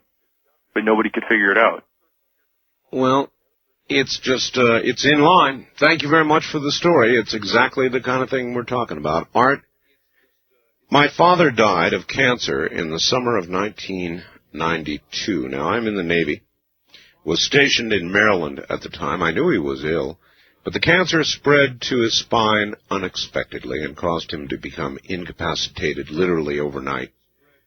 My wife and I had to travel to the hospital in Florida. He was so incoherent by then that I never got a chance to speak to him one last time. He died a few days after our arrival, moments before we got to the hospital on that particular day. After paying my respects and comforting my mom, my wife and I left the hospital. We entered an elevator that was going down to the lower parking area. Suddenly, the elevator began going up and stopped on the next floor. The door opened, but there was no one in sight. Also, there were no stairs that anyone could have exited by. The doors began to close and then opened abruptly as if someone were blocking the entrance. This happened several times until my wife finally said, "Okay, Preston, knock it off." The doors closed. The elevator took us to our desired floor. I feel this was simply an attempt by my father to let me know that he was there, that he was okay. Just thought you'd enjoy the story. Thanks. James in Honolulu, Hawaii. There you are. East of the Rockies, you're on the air. Good morning. How you doing, Art? Okay. I've been trying to get a hold of you all night. Where are you? I'm in Cape Girardeau, Missouri, listening on KZIM. Oh, that's right. You're on a portable phone, too, aren't you? Cordless phone, yeah. Yep. Do you have a regular one? No, I don't. You don't. All right. Well, we'll put up with it. Go ahead. Well, I got a story that's really gonna scare you and kind of scare me whenever I think about it. But I used to be in the Air Force, and I was stationed at F.E. Warren Air Force Base in Cheyenne, Wyoming. Right. And that's a really haunted base. If anybody knows about that base, they know what I'm talking about. Haunted in what way? Well, it used to be an old cavalry base. And there's been a lot of murders, a lot of cavalry murders, Indian murders, suicides, just stuff like that in the dormitories, and it's just a really haunted base. I mean, there's ghosts of dogs in the dorm that I used to live in. Really? Yeah, it was really scary, but I was going through some really rough times, and I just moved back into the dormitory, and I would every once in a while see this like dark cloud, like kind of like a gas cloud above my bed or down the hall. And then whenever I would look at it directly, it wouldn't be there anymore. And then I'd be getting dressed and taking care of my uniform, looking in the mirror and everything, and out of the corner of my eye, I'd see this face and these hands peeking at me around a corner. And I'd look, and nothing would be there. And the face was all black and had blue, kind of bluish eyes. Dad. I mean, dark blue, like a navy blue. Uh-huh. And, I mean, it was really scary. And then one night, I was missing home really bad, and I thought, well, my mom... All right, sir, your phone is breaking up. Okay, can you hear me better? Yeah, that's better. Okay. Quit moving around. All right, my mother is into the New Age stuff. Yep. She was telling me about a lot of the stuff she used to do, and I tried it once. I tried to go back home. She called it, like, astral projection. And I tried that. I didn't know how to do it, but I was laying down on my bed, and I was concentrating as hard as I could on home, and I felt myself sit up.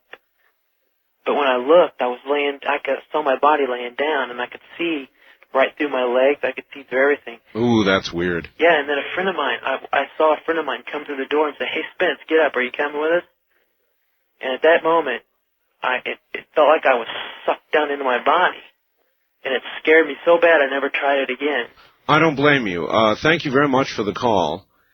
It was a terrible phone, but a good story. And I also believe that projection from the body, what he called astral projection, is possible.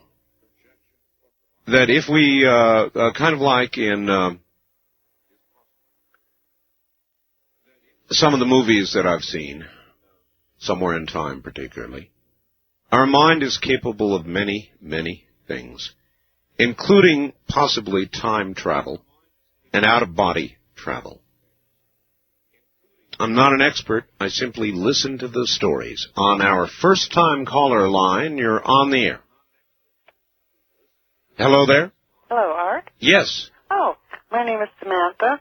Samantha, that's a good Halloween name. Yeah, I know. Where are you? I'm in Las Vegas. Oh, wonderful. KVEG? KVEG. The big 840. I love it. Excellent. Yes. Well, I just thought I'd tell you a few flower stories about my mother. She, one time I was talking to her. She died in 1982. I'm sorry. And she was talking to me about 1976 and on the phone. And she said, all of a sudden she's like, flowers. You know, these, she was very strong, like stock or carnations. And she says, that's the flower my sister Edith likes. Yes. And about an hour later, she got a call that Edith had died. Huh. Then, when my mother died, I, of course, got the flowers, and I've been getting them, every year or so. It's like a bubble around your head. And if you walk away from it, you don't smell it. When you walk back to where you were, you smell it. So it's in place, and you have to walk into it, literally. Yes. Or I'll be sitting on the couch, reading or something, and all of a sudden it'll come around my head. And it's like a bubble. And it's sweet peas with my mother because that was her flower. And if I walk away from it, it's gone. I go back, and it's there, and it'll last about 5 minutes. Huh. This has happened to 2 of my sons. Energy. Usually in doorways. Uh-huh. And you know, there's no flowers in the house, no perfume or anything. And you'll walk out of the doorway. My son would say, "What's that smell?" And I said, "Well, walk back in the doorway and you'll find it again." Huh. And it's just her little visitation. Well, I believe you. I surely do believe you, and I thank you for the call, and I'll tell you something. I've heard many stories that involve spirits of people and flowers.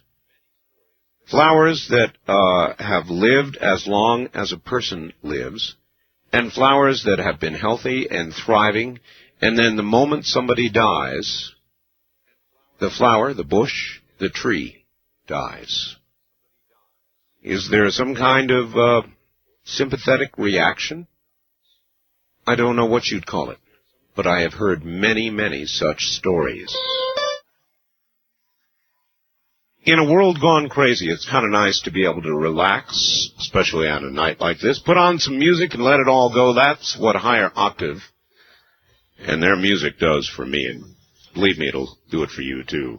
Right now, you're listening to Craig Shakiso's album, Acoustic Highway.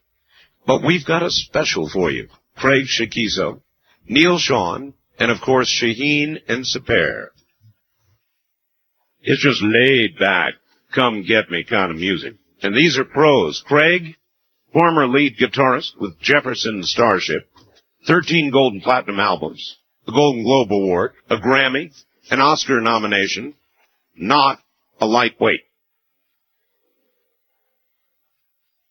Remember the great prices they offered on the Cusco music? Well, listen to this. You get 3 terrific CDs for $39.95. For if you'll settle for cassettes, $27.95. So get them on the way to you. And you're ordering directly from the music label itself, Higher Octave. The number to call, 1-800-562-8283. Mention my name, Art Bell. Give them a call, 1-800-562-8283. Higher Octave, the name for 21st century music. Hey, you don't have to put up with it. I know a lot of you do, but you don't have to. What am I talking about? Hard water. Hard water spots on glassware, windows in your car. That crusty ring in your toilet bowl. Hard to remove soap film on shower doors. Frozen valves on faucets. Hard scale buildup in your water heater costing you extra money, about $275 a year, just to heat the water. Well, I don't have those problems. I've got GMX water conditioning in my home for over a year now. 3 small units, easy to install, no maintenance, no electricity, no salt. That's right, no salt, no back flushing. Using magnetic technology, GMX conditions the water, eliminates hard water buildup, yet allows your water to maintain its healthy minerals, making it great to drink and wonderful for plants. How can you go wrong? For $600, you can treat your entire home, and the units come with an unconditional 90-day money-back guarantee and a lifetime warranty. You've got nothing to lose except that ugly white stuff. Call the folks at 1-800-4060-GMX.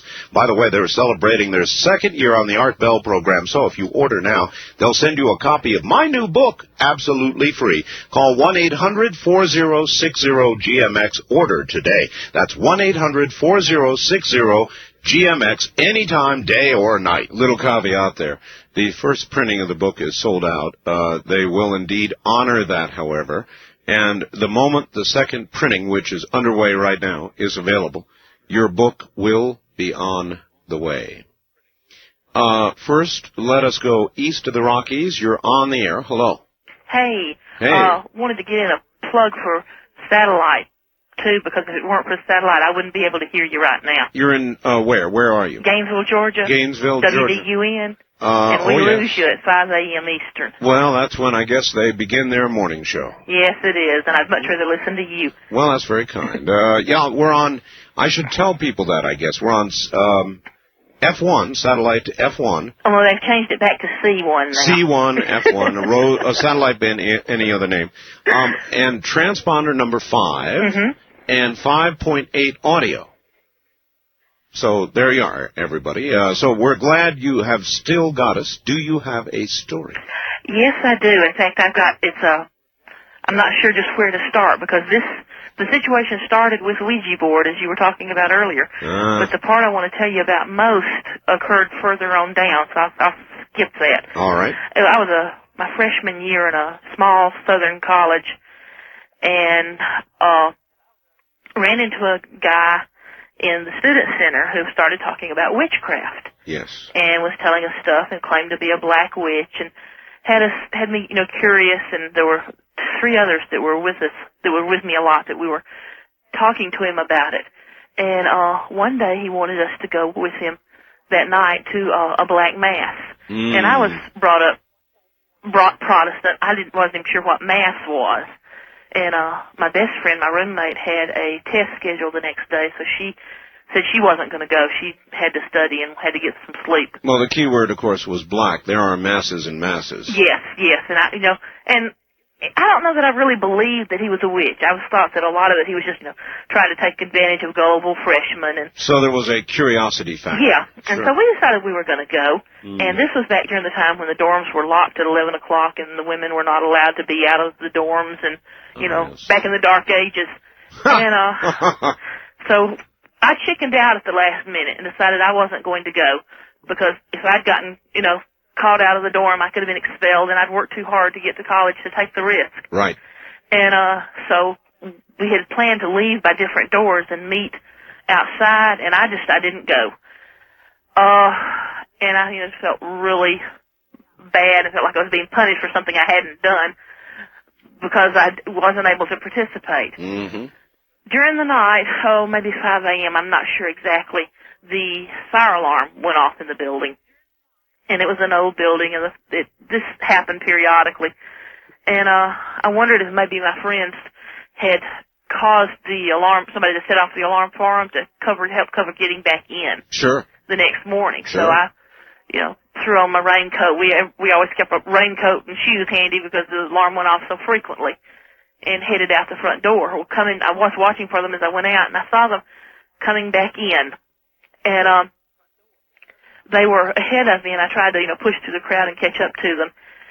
And as they had gotten on the elevator, and just before the elevator closed, I got close enough to see them, and they were looking, facing forward, and they were white as a sheet. They looked like, some of the shock victims that you see sometimes on Red Cross disaster films. Yes. Walking around. Yes. And I didn't know what was going on, and so it was an old elevator, and it moved slow, so I went running on up the steps because I figured I could beat it up to 3rd floor where their room was, and catch them as they got off. Yes. Got started, and I was about halfway up, and I heard the alarm go off in the elevator. It had stalled between floors. Oh boy. And what had happened, I found out later, is they had packed like 15 people, just tight as they could pack them in there before the doors closed, and the capacity of the elevator was around 8,000 pounds or something. 800 pounds. It was just a small elevator. They just had really overloaded it, almost double. Okay, we're almost out of time, so quickly, what happened? Well, bottom line, there's a lot more. The bottom line with them is I don't know where to go from this. When they finally got them, it took like 3 hours to get everybody out of the elevator, and my 2 friends were both in shock and were sedated, and their parents picked them up that day and took them home, and I didn't see them again. But there was a guy that disappeared that night also that we found out later. It took a few days. And the guy that I'd been talking to in the student center told me that he was going to turn up soon. And about 3 weeks later, we heard that his body had been found in the college lake. His throat had been cut, and it looked like his body had been drained of blood. Oh, my God. All right. Well, look, we're going to have to leave it there because we're out of time, but That was pretty gory. A lot of bad stories seem to involve elevators, don't they? To ghost, actually. Good morning, everybody. Is this not a fabulous rendition?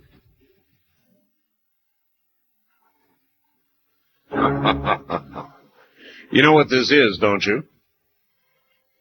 No?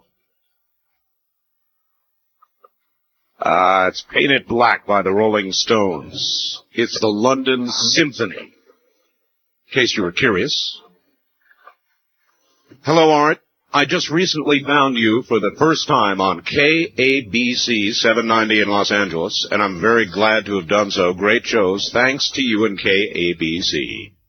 From the time I was about 7 years old to 15, I used to have a recurring dream. Premonition? Maybe about once every couple of months. It would always end the same, with me sitting straight up in bed in cold sweats and scared so bad it's hard to describe. The dream always started with two guys in an old Jeep out in the desert, just cruising along. I can see the desert and the worn dirt road. I could feel the heat. I could hear the sounds as they were going down this old, totally deserted road. Everything's just fine. The Jeep begins to go up a long inclined hill. There are telephone poles along the left side of the road, and the road seems to be almost perfectly straight, stretching out behind, climbing with the slope in front. Up till here, everything's just fine. Then the Jeep crests the top of the hill, and I can never see anything that the two guys see. But what I do see is just their faces, just sheer terror. Not fear, but something worse. Last time I would see that Jeep turn on its right side off the road about 20 feet, looking like it had been there for a long time.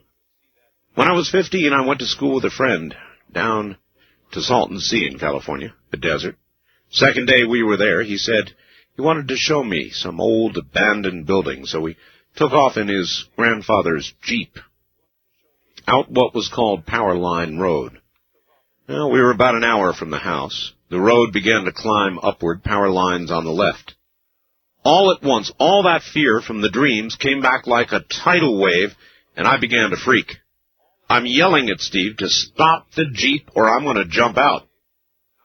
I was not going over the crest of that hill, no way. At first, he thought I was messing with him, but he realized I meant it. He stopped, and I told him about the dreams. He kind of laughed at them. But we turned around and never, ever went down that road again. I never had the dream again. But the hair on the back of my neck is standing up now the way it did that day. Dan in Los Angeles. I believe you, Dan. Let me tell you about something that is the product of the year. It is called Real Talk. Now, Real Talk is just a good AM/FM digital radio. AM and FM. It covers everything you want covered. It's got a good front end, receives weak signals. It has got 10 memory presets. It's got a built-in microphone. It has a sleep timer, 90 minutes. It's got batteries, or you can plug it in. And then it's got one very, very important feature. It's got a cassette deck built in, and guess what? You can record up to 3 hours on one side of a 90-minute cassette. This is the talk radio person's radio and recorder. And you can set it to record when you want to. So you can record my program or Rush's or anybody else's. 3 hours on one side of a 90. Amazing. Hottest product of the year. Want one? They're $139.95, and that means getting it to your door, shipping included. Here's the number. 1-800, you can call at 7:30 in the morning. 1-800-522-8863. 1-800-522-8863, the Sea Crane Company. West of the Rockies, you're on the air. Hello. Hi, Art. Cameron in San Francisco, KSFO. Hi, Cameron. Well, I got a whole bunch of them, and I had to think about it, and I finally came up with the best one that I've experienced. That's what I like. Okay. Well, this one, did you ever see 2010? Of course. Well, you remember where that ghost is on the ship and he says something's about to happen, something wonderful? I do. Well, this is that kind of story. All right. When I was about 20, I just became a father on accident, and I was sitting in a karaoke bar sulking. I wasn't drinking, but I was in the karaoke bar sulking, getting ready to sing, and my girlfriend walked in, and she's about 6 months pregnant, and I wasn't supposed to be out that night. And I just figured, I got all this youth inside me, and I kind of realized at that point, I was just... So you were going to try to sing away your blues. I was going to sing away my blues. I was going to try and sing it all away. I just wanted to ignore, the fact that I guess it's time to grow up. I hear you. I mean, it is very sobering when she walks in and you see the big belly and you realize... Oh, yeah. Yeah. Mm-hmm. Well, I'm sitting there, and a few years before that, I made an oath, and this was a spiritual mistake on my part. I swore on my father's grave that I would quit smoking, and I'm sitting here in front of my computer with a cigarette right now. Uh-huh.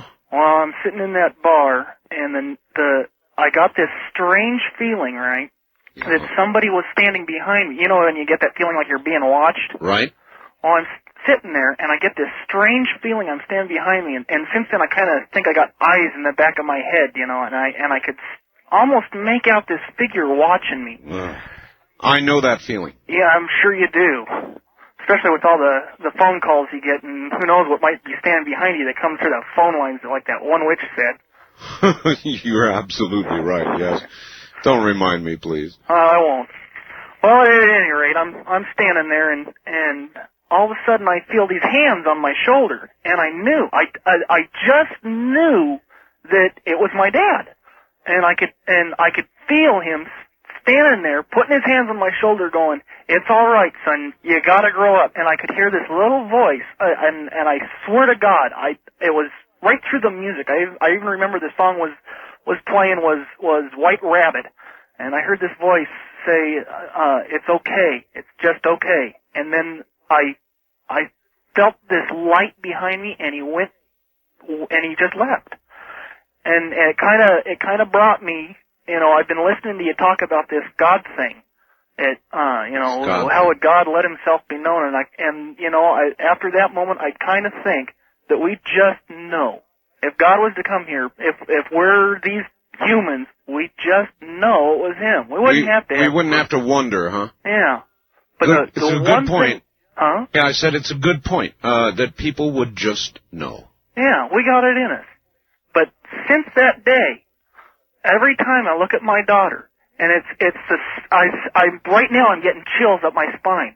I can see him in her eyes. I can see him. I don't know if it's, one of those reincarnation things or if it's, I don't know what it is, but I just get this eerie sense. I understand. That every time I look in her eyes, there's somebody I've known for years in there. But I don't know. I just thought I'd tell you about that one because it's my favorite. I appreciate it, sir. And I appreciate your call. Thank you. Of course I know what you mean. And to look into your daughter's eyes and to see him.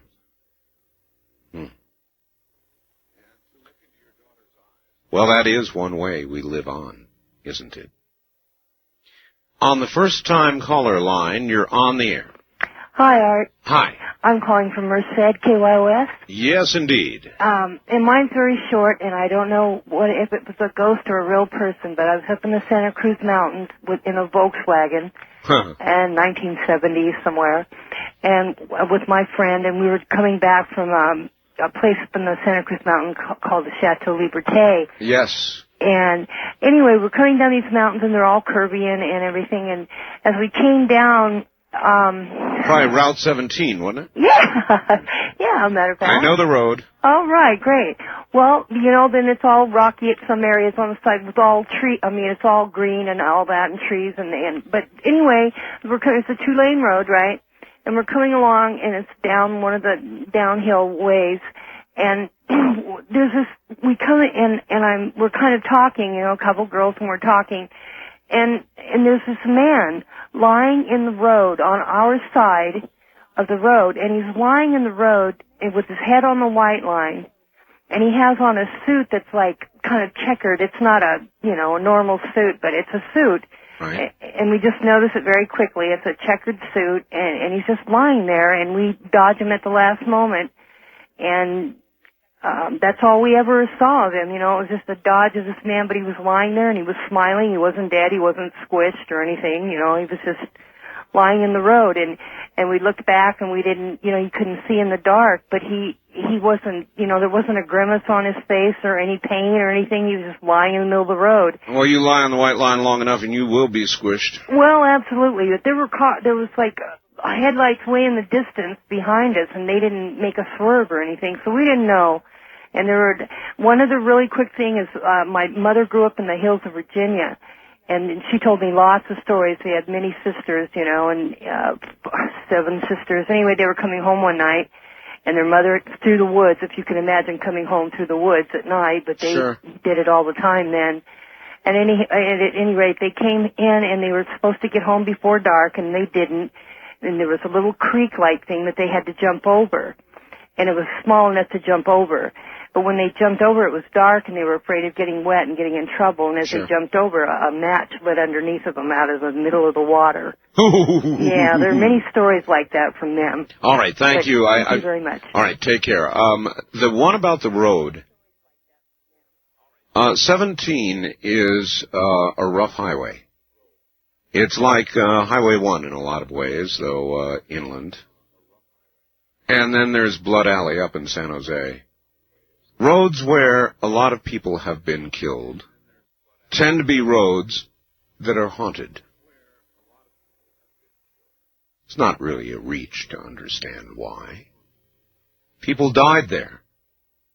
Spirits, energy, linger on those roads. It's just the way it is. You don't believe? That's fine.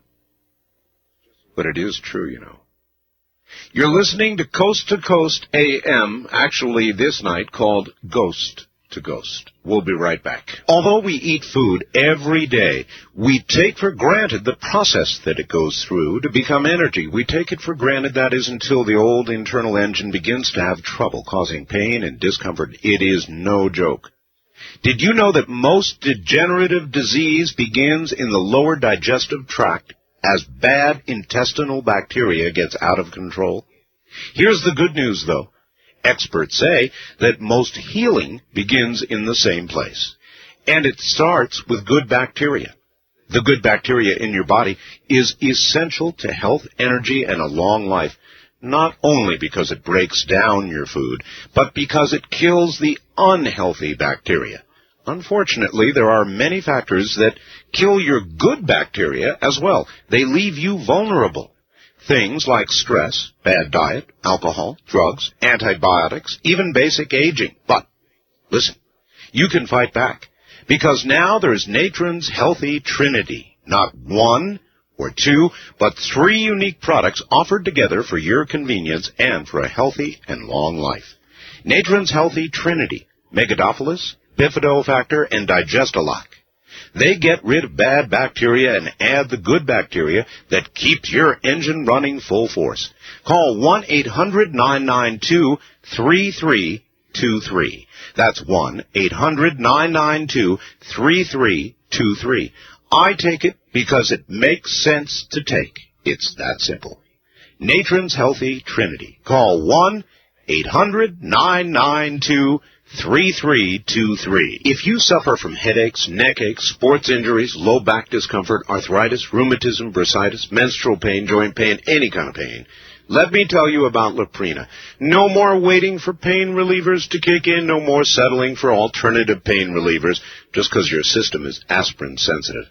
Just spray on Loprena topical aspirin and enjoy soothing relief without side effect. It really is that easy, and it works. It actually penetrates the skin right down to where the pain is. Remember the name, Loprena. That's Loprena. You're going to be hearing a lot about this remarkable product, believe me.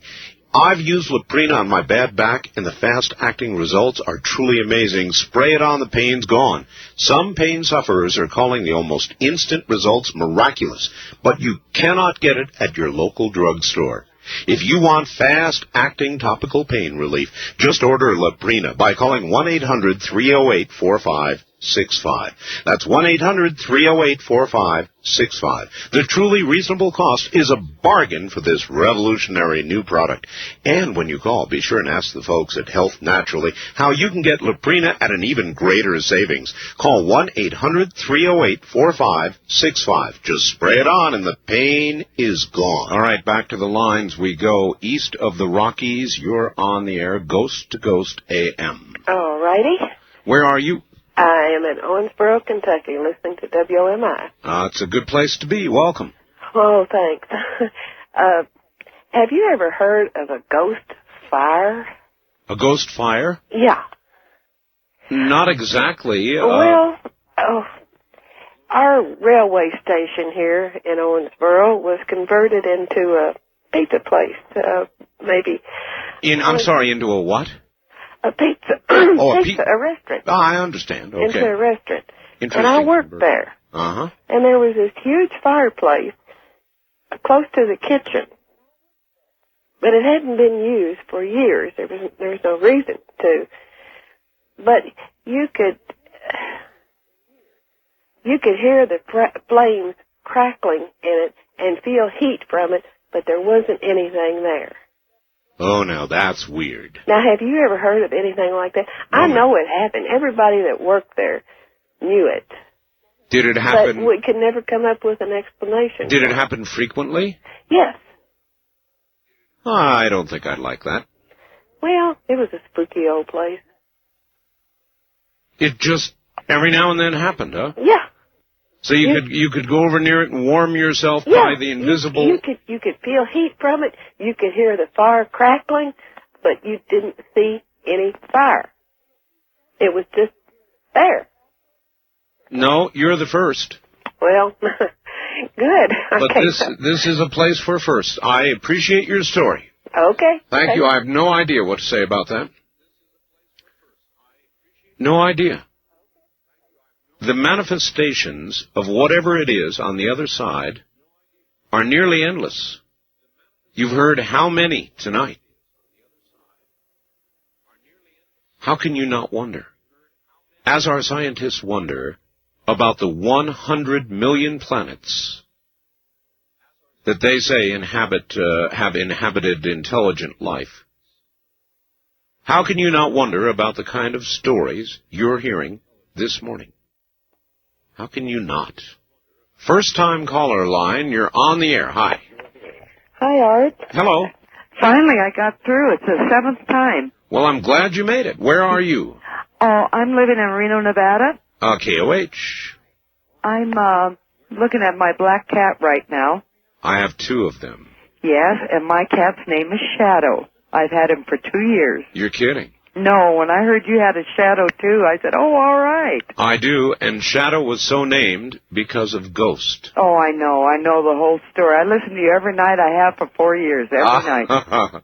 Well, I'm glad to hear that. So is KOH, I'm sure. Yeah. Now, I've got to tell you my quick short story. I have a lot of stories. I lived in a house that was like the Amityville Horror. Oh, you did? Yes.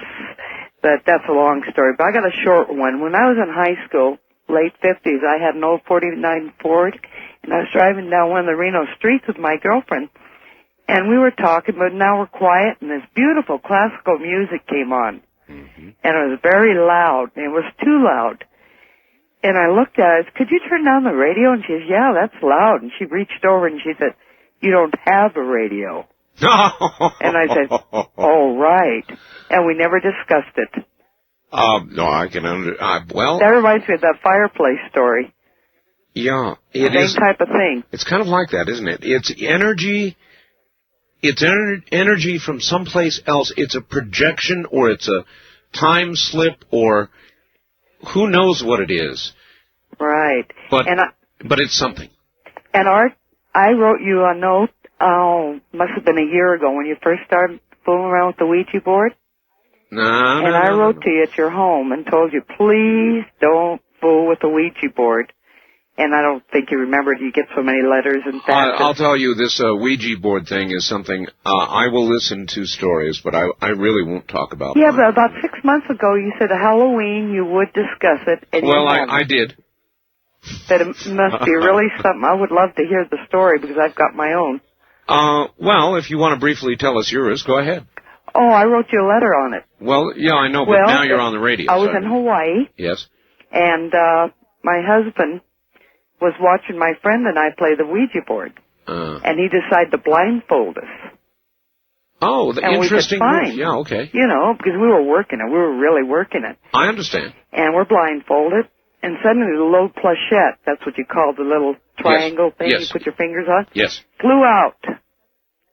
And I pulled the blindfold out, and I said, what'd you do, Bruce? You know, knock the thing? He said, no, I held a crucifix over it. Do you remember that story now? I do, yes. Yeah. And, yes. And, you know, it's so serious. It's very serious. And people don't understand, and they think, oh, gee, let's have some fun. Let's play with a Ouija board. And I used to feel the same way. I know, because I listen to your show, like I say every night, and I was really concerned about you. That's why I wrote you the note. I was really concerned. And, well, with good reason. yes, because I knew. But now you know, so. You're correct now, I know. Thank you. Okay, Art. Right, take care. There are a few things that I won't talk about. That really is one of them. And I really I'm giving you good advice here when I tell you don't play with Ouija boards. They're not toys. Oh, I didn't even know if they're sold anymore. I would imagine that that occasionally you could find one somewhere, but if I were you, I wouldn't even go to look. I wouldn't even think about it if I were you. You're listening to a collection of real, well, you can hear the voices, real stories of the supernatural, ghost stories, stories of other dimensions, other realities, other times. I'm not really sure of what it is. I'm just sure that it is. We'll be right back. Now, here again, Art Bell. I can sure tell you how to send good spirits. Send flowers. You never mistake those for evil. You never mistake flowers for a bad message. It's always warmth, love, caring, feeling. And believe me, it works. Absolutely Fresh Flowers is the company of which I speak. They sell flowers to you directly from a flower farm. And you get more flowers than you can believe. Miniature carnations, every single color of the rainbow. If there's somebody in your family who's got a birthday or an anniversary, or any special day at all, you can't go wrong. You call them, they go out and cut them right there at the farm, pack them up in a big triangular box, and they get delivered the next day by FedEx. Or on the day you specify. Now think, is there somebody with a birthday or an anniversary coming up? You can take care of it right now. You can say, look, I want them delivered on such and such a date, and I guarantee they'll be there. And you'll just bowl them right over. Absolutely Fresh Flowers. The number to call right now or any time, write it down for heaven's sakes. People call me up panic trying to get the number. The number is 1-800-562-6438. That's 1-800-562-6438. It works. East of the Rockies, you're on Ghost to Ghost AM. Good morning, Semper Paratus. How you doing? Where are you calling from? Jacksonville, Florida. All right. Good to have you. Hey, it's great to be here. I've been enjoying your ghost stories, and it's one of the few times I've been able to tune you in here and everything. What station are you managing to get us on? WOKV. WOKV. Mm-hmm. All right. And just like I said, I've been enjoying your ghost stories and everything, and then after hearing about that great icebreaker you were on, I was an ASM stationed in the Gulf of Mexico out of Houston. Yes, sir. And we've had I don't know whether to give you the Coast Guard's official version or our official version of some of the stuff we had seen back then. You tell me what you know. Okay, this was 1980, 1983, for there. We had several experiences of seeing what we termed as ghost ships. And it would never show up on the radar, but we would hear it from, small boats, 41-footers and stuff, of seeing different, like, glowing three-masted type schooner-type ships. I guess what you would maybe call an old pirate-type ship, Sure. Ship of maybe the Continental Navy type stuff or whatever. Sure. And then it would be gone. And generally this would happen like during the time of a harvest moon. And there must be energy connected to things and events, and that's all I can figure. Ships that come back, ships that linger, maybe ships that went down. Now I'm going to ask you the opposite. What did the Coast Guard say about this? I mean, if you guys would see it and file a report. Well, I'll put it this way. I was sent for psychological evaluation 2 different times. Let's see, the first time I was sent to NASA Bay there, and got to talk with some of the Air Force's people and some of the government's people, and they'd tell us, what you seen was an electrical phenomenon that was caused by, different types of gravity and all, just a bunch of junk. Second time was told it was some sort of fluorescent stuff caused by the ocean. But, personally, believe me, I've jumped out of too many helicopters and hit that water in some cold stuff and some warm stuff, and that there was a cold that you would never forget. It was just that real. I hear you, sir, and I believe you. Very unbelievable, but very believable also. I appreciate your call. Thank you. Jacksonville, Florida. I do. I hear you and I believe you. And you should believe people like that, too, because these things do happen. It's part of our world, unless you turn it off. And I guess you can turn it off. And if you do, in all likelihood, these things will not occur to you or around you, or you will not be aware of them, and you may laugh at them. And if that's your way of handling it, I don't fault you for that. That's fine. West of the Rockies, you are on the air. Good morning. Where are you calling from, please? Fairbanks, Alaska. Listen to KFAR. Way up in Fairbanks, Alaska. Yeah, we're having a heat wave up here. Really? Yeah.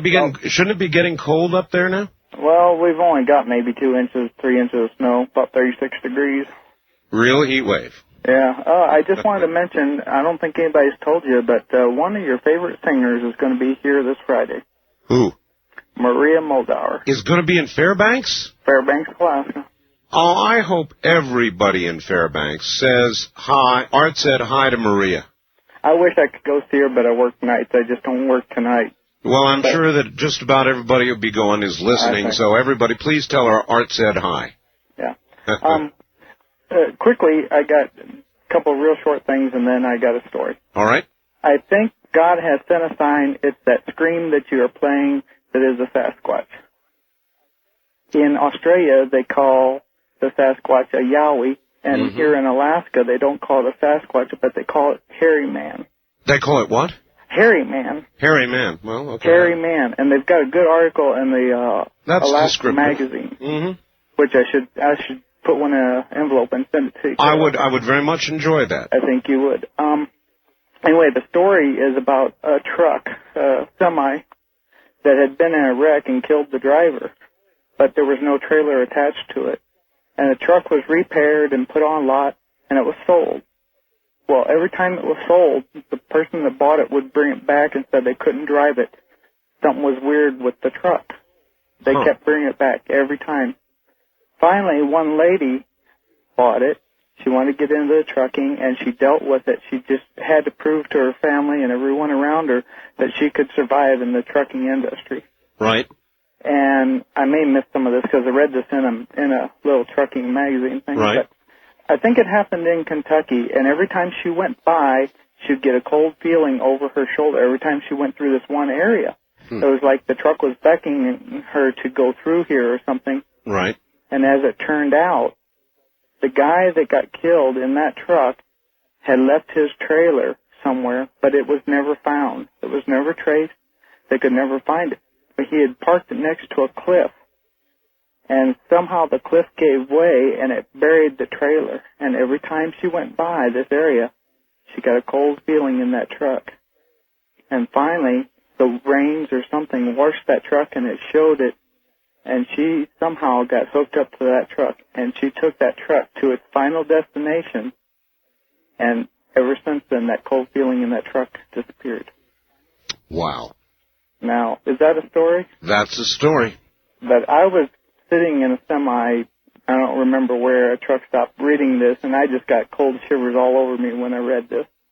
I can imagine. And I couldn't wait to get through. Well, I'm glad you made it through, sir. Thank you. And again, that's weird. It's like, do you think it was the spirit of the person who originally had that truck? Or are machines and things energy in the sense that people have energy, or maybe in a different but similar sense? I don't know. So many questions, so few answers, huh? So many questions. On our first-time caller line, you're on the air. Oh, Mr. Bell? Hi. Oh, I can't believe I got through to you. You made it. Where are you? I'm the unknown caller, but I'm west of the Rockies. Okay. All right. Hey, I'm listening to your ghost show, and I listened to you last year, and I thought it was great. That's why I'm staying up tonight listening to it. Yes, sir? I'm an atheist like Mark. Yes. And there's a lot of things I don't believe, and I listen to these ghost stories, and I throw them away. But there was something that happened to me, like when I was 20 years old, I had a roommate, and she was a single mother. We lived in a two-bedroom apartment, you know, it was totally platonic and everything like that. And one night, in the middle of the night, she comes blasting into my room, crying and screaming that she saw her father, her dead father, standing over her sister's casket. And her sister was just, you know, like 18 years old. And her sister wasn't dead. And she said her father was telling her, your sister's going to be hurt. She's not going to die, but it's going to be close. And so I'm going, well, anyway, I calm her down and, you know, get her back into bed. And anyway, the next day, we get a phone call from her mother saying that her sister was seriously injured in a car wreck. And go to the hospital and everything and see her, and she's like in ICU, you know. I mean, sure. Barely hanging on by a thread. And I never gave much thought to it, you know. Okay, her sister pulled through and stuff. But it's always bugged me that like the day before the accident happened, my roommate came in and screaming and crying that she saw her deceased father over her sister's casket, just right there in her bedroom. So it bugs you? Yeah. Then you're not an atheist. Well, you're an agnostic. No, an agnostic is just a gutless atheist, I've always thought. But I'm listening to your show again, and this is bringing up stuff that there's stuff that we don't know. That's the whole point. I mean, how can you listen to this? You know, these are serious stories. As you know, I treat it seriously, and so my callers do. And how can you listen to this and not become a gutless atheist? Well, yeah, that's exactly right. I don't believe everyone that calls your show is a liar. They're not. These things are stuff that happens. These things do happen. Yeah. I appreciate your call, sir. I thank you for the call. I mean, how can you listen? And then how can you say there is nothing? When we die, we just simply pass into blackness, into nothingness. That this life all goes for naught. that the energy that is our being beyond our physical bodies is not? Does not exist? I don't think so. No, I'm sorry, sir. You sound more like the gutless atheist you described. Or put more digestibly, an agnostic. The 818CS by Sanjin is verifiably the best radio in the world for the price. And it is virtually a total communications receiver inside the body of a portable. It covers AM/FM shortwave. It does so in continuous coverage, 1 or 5 kilohertz segments. Now, I know this is going to cause a lot of eyes to glaze over out there. But if you want a good emergency radio, if you want a good, all-purpose, very sensitive, selective radio with expensive filtering, wide, narrow AM filters, an RF gain control, a BFO, again, the eyes glaze over, right? And you're saying, what the heck is he talking about? Well, when you get this radio, whether you use it for good AM reception, talk shows, or you use it to bring the world to you shortwave, Radio Australia, Radio Moscow, Radio Havana, Radio France Internationale, whatever it is, don't buy a cheap piece of junk, because you'll regret it, because you're going to love shortwave. And then you're going to realize you should have bought a good radio in the first place. Well, this is the best for the money. It's got a built-in cassette deck, 45 one-touch memories, a large LCD display, an RF signal strength meter, battery check, a million features I could never describe to you. It's got a built-in cassette so you can record anything, shortwave, FM in stereo, which means you can record all your favorite music, take it to the car, and play it. That's it. That is the Sanjin, and we know we've got the lowest price in America. How do we know that? Bob Crane will, if you present him with an ad showing a lower price, he'll match it. No sweat from his brow. Nobody has yet done it. This includes shipping and handling and, of course, the very now famous C. Crane Company guarantee. These are good people. It means, for example, if there's anything wrong with the radio, they're shipping you a new one before you have sent them the old one. It is a remarkable, ethical company, and they'll stick with you, and if you get stuck and need help, they help.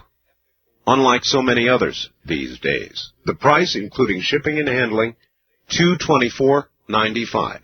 The number to call beginning at 7:30 a.m. Pacific Time is 1-800-522-8863. That's 1-800-522-8863. Many of you health-conscious folks are familiar with antioxidants and their amazing health benefits. Now, vitamin C is probably the most famous of these. UCLA scientists found that antioxidant vitamin C can help avoid cancers, strokes, heart attacks, increase life expectancy an average of 5 years. Well, now, there are new antioxidants on the market, and listen, scientists say they are 20 times more powerful than vitamin C and 50 times the power of vitamin E, another antioxidant. They're called pycnogenols, the super antioxidants. You want to remember that if you're a health-conscious individual. Why?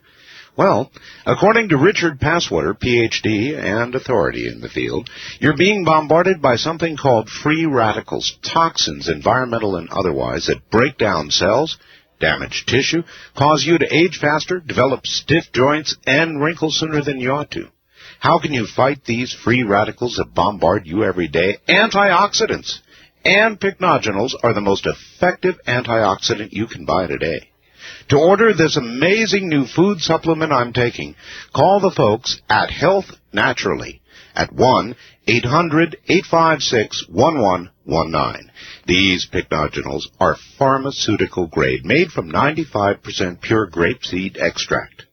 It's the very purest on the market, giving you the most benefits. Call 1-800-856-1119. That's 1-800-856-1119. All right, back to it we go. And on the wild card line, you're on the air. Good morning. Good morning, Art. This is Judy, and I'm in Oregon. Okay. And I wanted to tell you that we live in a haunted house. Oh, now you do. Oh, yes, we do. We have for about 8 years. Would you turn your radio off for us, please? Yes. Matt, turn the radio off. Yes, Matt. Extinguish it. I'm sorry. That's quite all right. All right, so in what form of manifestation do you get? Well, when we bought it, it's actually an antique store, and we live upstairs. And when we bought it, I moved in before my husband did to get things straightened out. And the first day I was there, I went and was cleaning and everything, and it's on the second floor. And I went out the back door onto a porch area and was shaking out some rugs. And all of a sudden the door slammed behind me. And it's a very large store, over about 8,000 square feet, so I'm up there all by myself. It's getting dusk, and I couldn't get back in. Oh, boy. And it faces the river, so I don't have too many neighbors. Finally, I did notice somebody next door about 20 minutes later walking around, and I'm yelling and screaming to him to come help me get out. Sure. Back inside. So he did come around and jump the fence, and I had left a door open downstairs. Found his way upstairs, and lo and behold, he says, "How did you get out there?" And I says, "Well, I went out through the door." I have a deadbolt on that door, and he had to open the deadbolt to get me in. So, and that was the first of many, many experiences. And well, I've always wanted to ask somebody this, and so I'm going to ask you. Yes. Why, pray tell, are you still there? Well, they're not anything but pranksters. I'm not afraid of them. So it's more of a sort of a pulling tricks on you kind of deal. Yes, because another incident was downstairs. We have things like the Jim Beam decanter bottles. We sell those as collectibles. And we went down, and it's on a cement floor. And one morning we went down, and there was 6 of them in a circle on the floor, about 4 feet from the shelf. So things like that happen all the time, and people are there when they happen, too. I wonder in the paranormal world what a circle of booze bottles means.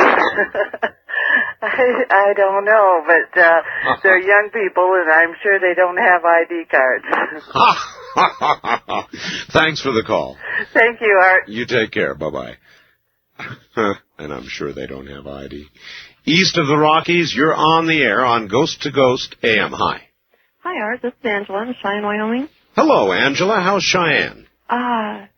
Cold. Cold. Yeah, I hear it's starting to get cold up there. It is. There was a guy that called earlier, and he mentioned something about F.E. Warren. Yes. I wanted to say it is haunted. I've heard several stories from out there. About the airbase? Mm-hmm.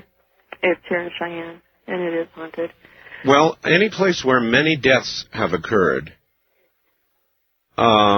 particularly a combative kind of death, is a place where spirits linger. Yeah.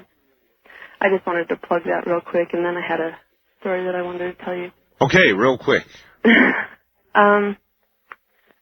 I guess about 6 months ago, my little brother came over to my house, and he was telling me that a friend of his, she was a young lady, newlywed, had 2 really, really young children, had just found out she had cancer, and she was going to be passing away soon. The doctor didn't give her more than about 2 weeks. All right, I'll tell you what. That's a good cliffhanger. We're not going to be able to finish, so I'm going to put you on hold. Okay. And let you hold. You won't hear anything. Don't let it worry you, and we'll get back to you after the break, all right? Okay. All right, stay right there in Cheyenne, where it's beginning to get cold. Would that be cold as in universal, or would that be cold as in cold spots? We'll be right back. From the high desert, where the moon hangs by about half. It's kind of eerie out there right now. Don't cross my path. This is Coast to Coast, now Ghost to Ghost AM. And now back to our ghostly young lady. And, you're back on the air again. Hello. Hi. Hi. Okay. So my brother was really devastated about this young lady when he found out that she was passing away. He was the first. All right, get into that telephone and talk up now. Okay. Anyway, is that better? That's a little better. You got to stay into it and talk. Project. Okay. So my brother was friends with this lady, but I didn't know her. And my heart really went out to her, though, thinking that she was going to pass away and leave those two young children and her husband behind. And I kept thinking about her, and I couldn't get her out of my mind, like day and night for, I'd say, 4 or 5 days. And I was standing in my bathroom, and I felt something really strange, like almost a finger or something go across the top of my head. And I put my hand up there, and there was some kind of like a sticky goo on the top of my head. You'd been slimed. That's what my husband said, too. Well,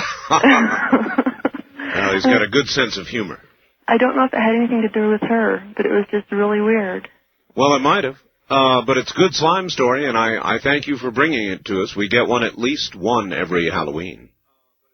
There is something about ghosts or entities or whatever you want to call them that many times involves a kind of strange slime. So when they did Ghostbusters, they kind of did a play on that, but there's nothing to play with. West of the Rockies, you're on the air. Hello.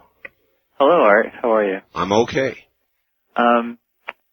I don't have an actual story, but actually I wanted to answer kind of a question you asked earlier about Ouija boards, like whether or not one could get them, and you might find this pretty scary, but apparently it's marketed by Parker Brothers.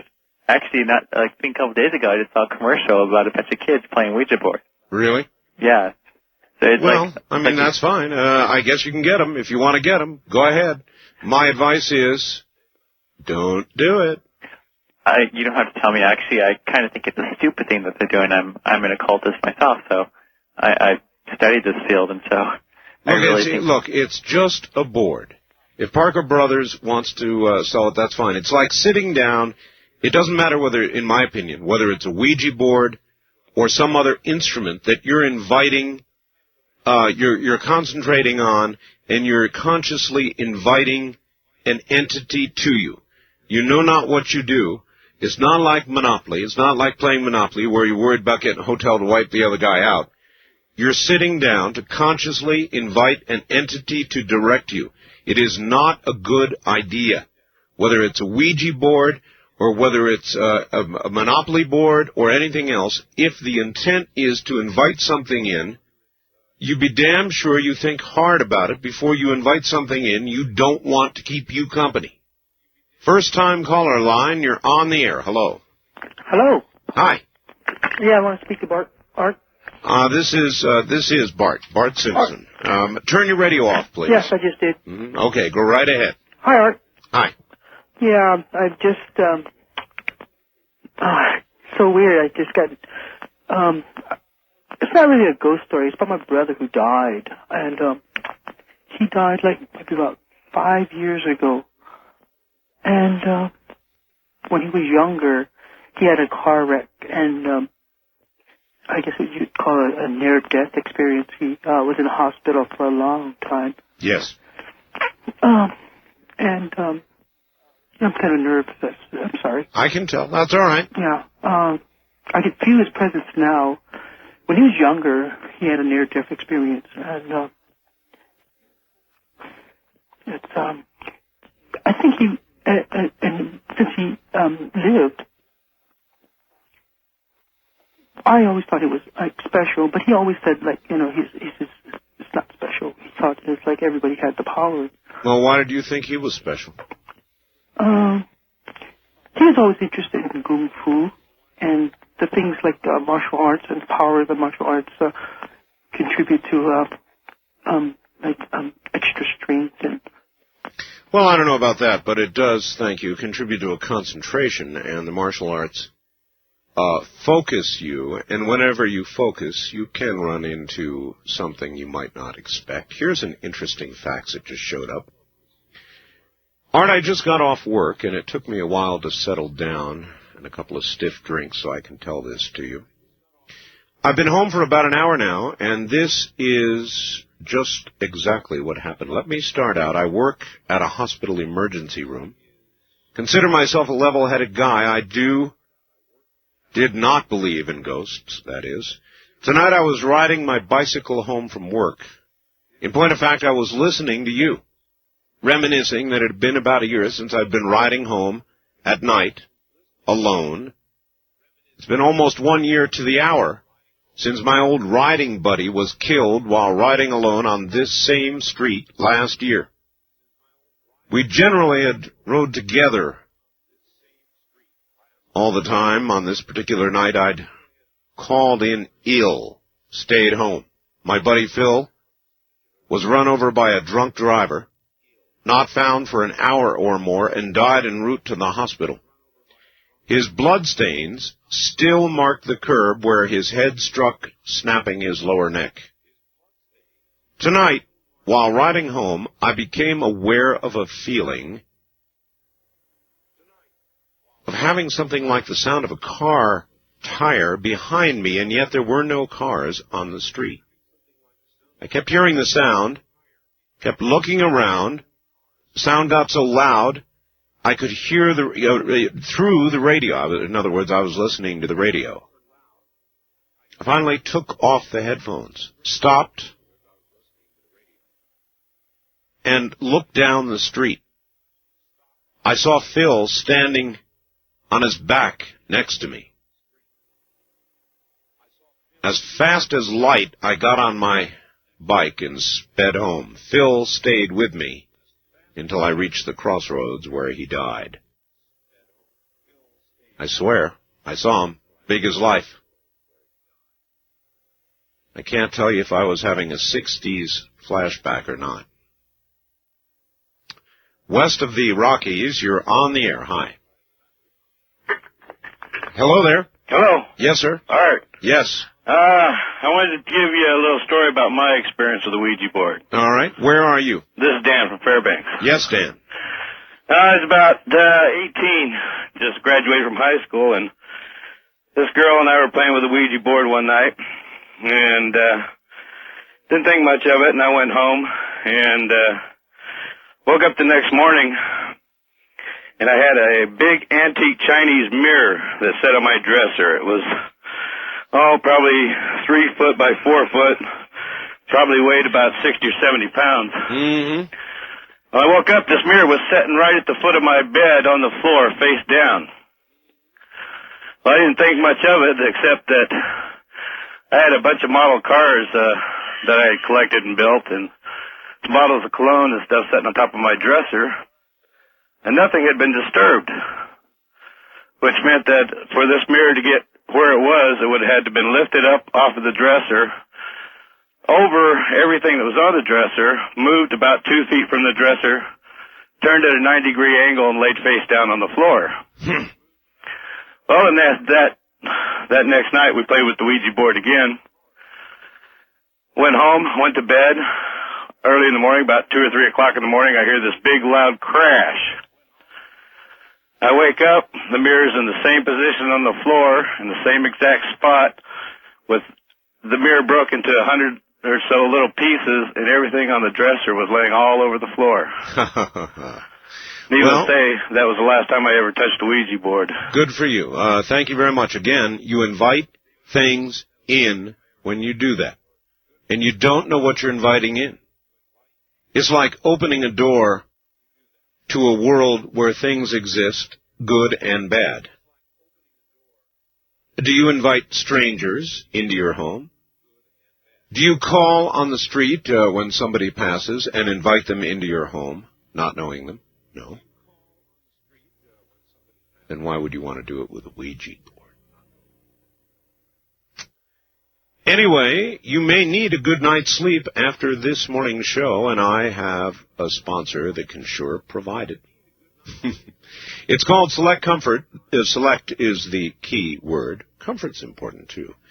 It's a bed like any other, king or queen, and inside are individualized air pockets where springs used to be. Instead, they've got these air chambers, I guess I ought to call them, and they are inflated or slackened by your electronic command, and you've got a little electronic control on both sides of the bed. Now it gets even more unique, because each side of the bed can control the bed to be either stiff as a board, if you've got a bed back the way I do, or soft as a feather bed, or individually on, from night to night, you can make it conform to your body.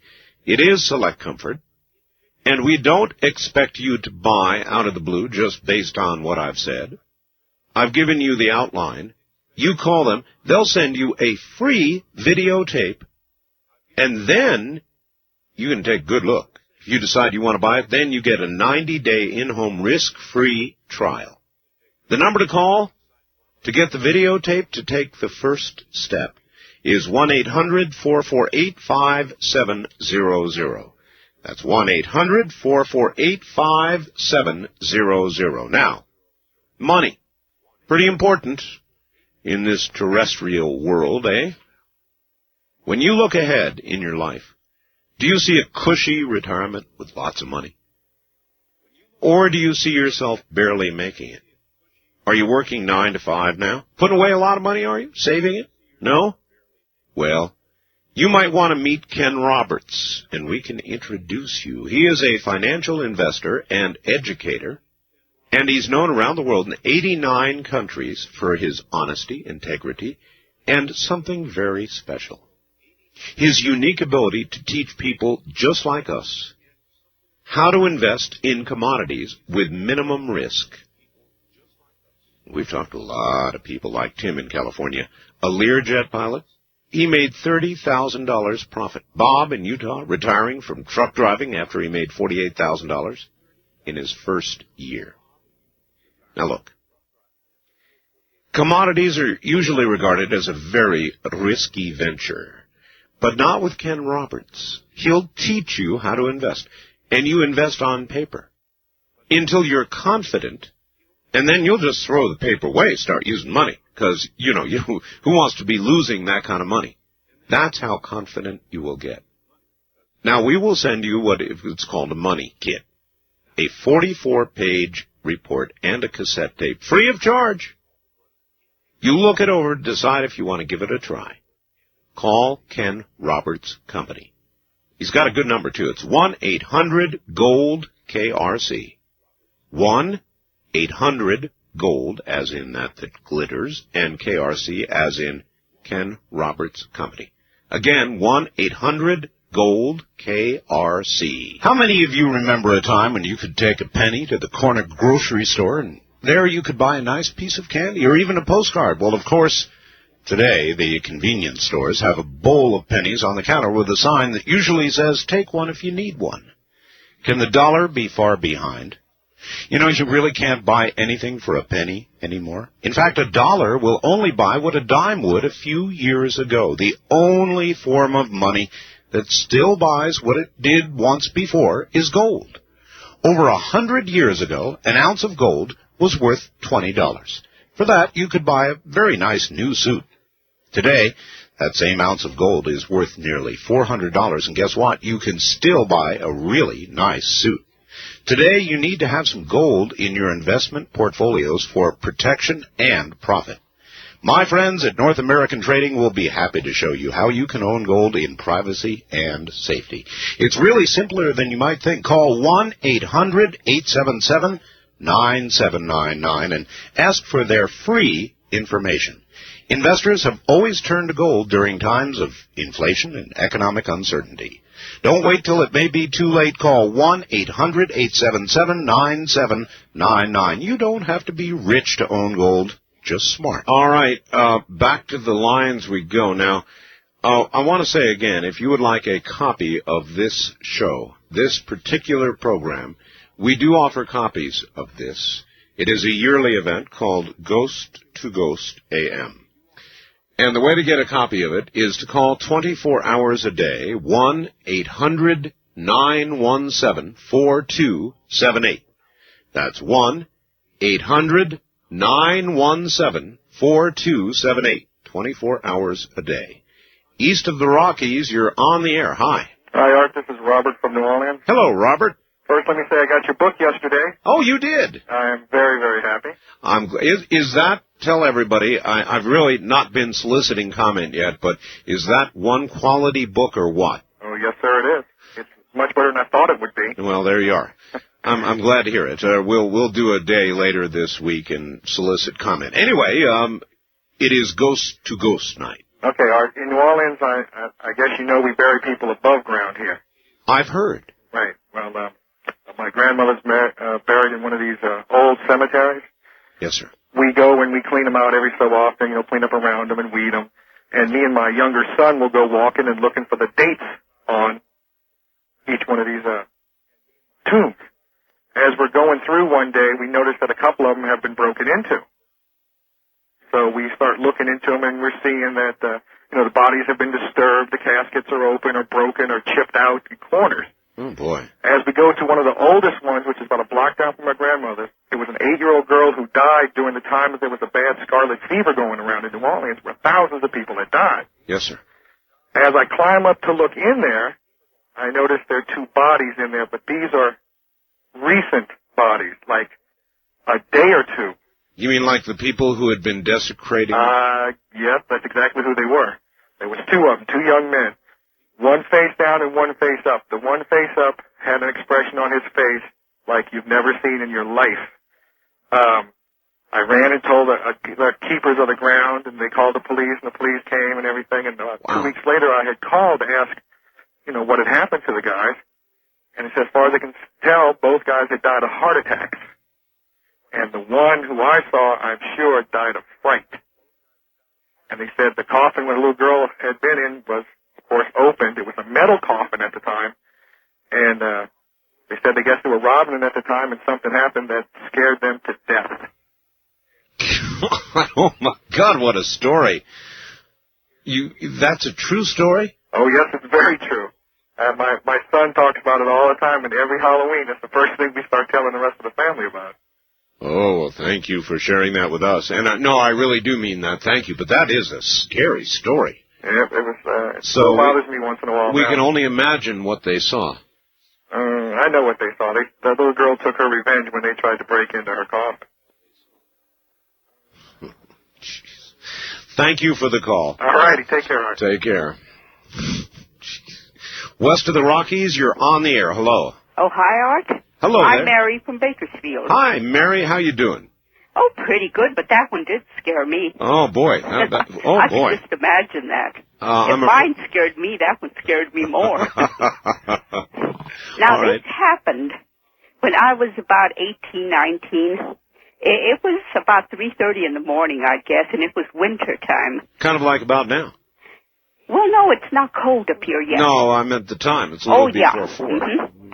And I was asleep in bed, and I woke up, and I was sleeping on my left side, and all of a sudden I woke up, and I turned over to my right side, and I was facing the door of the bedroom, and being cold, I had the habit of throwing the covers over my head. Well, I did that this time, and all of a sudden, about maybe 2-3 minutes passed, and I started getting scared, very, very frightened. Mm-hmm. And I tried to come out from under the covers, and I couldn't pull them off. And I mean, I clawed at them and just pulled, and I couldn't. Oh, I wouldn't like that. And all of a sudden... Covers are supposed to protect you. Well, these didn't. Since then, I've never slept with the covers on my head ever since then. But all of a sudden, there was a scream in my ear, just a shrill scream, that my head just, you know how you feel when you've been screamed in your ear when you were small before, kids. Sure. And my head just, it just vibrated the way that scream. And I tried to call my father. And I'd open my mouth and nothing would come out. And I'd just be open and gasping and trying to call. Yeah. And finally I managed to just say, Daddy. Just barely got it out. Yes. And when I said that, then the covers came off. I was still trying to take them off, and they came off all of a sudden.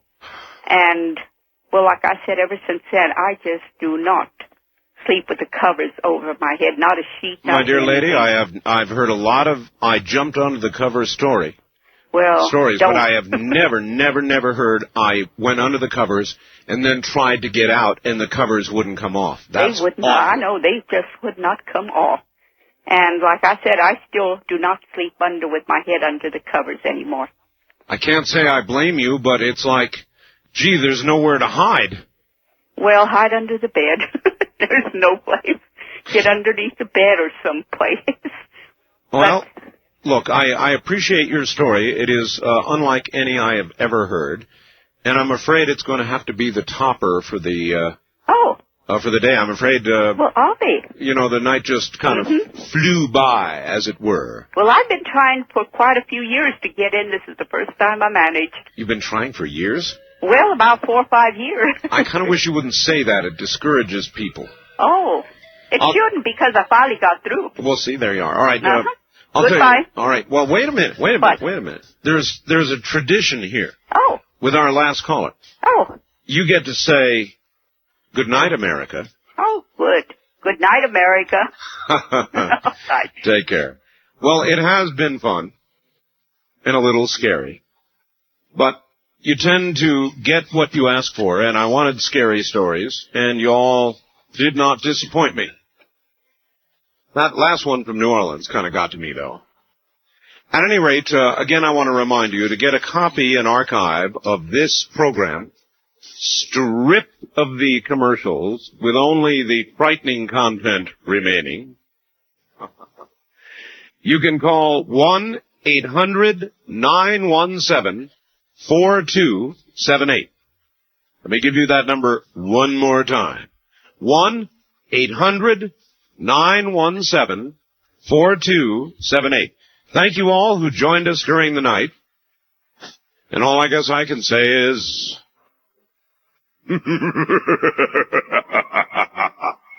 from the high deserts. Good night, America.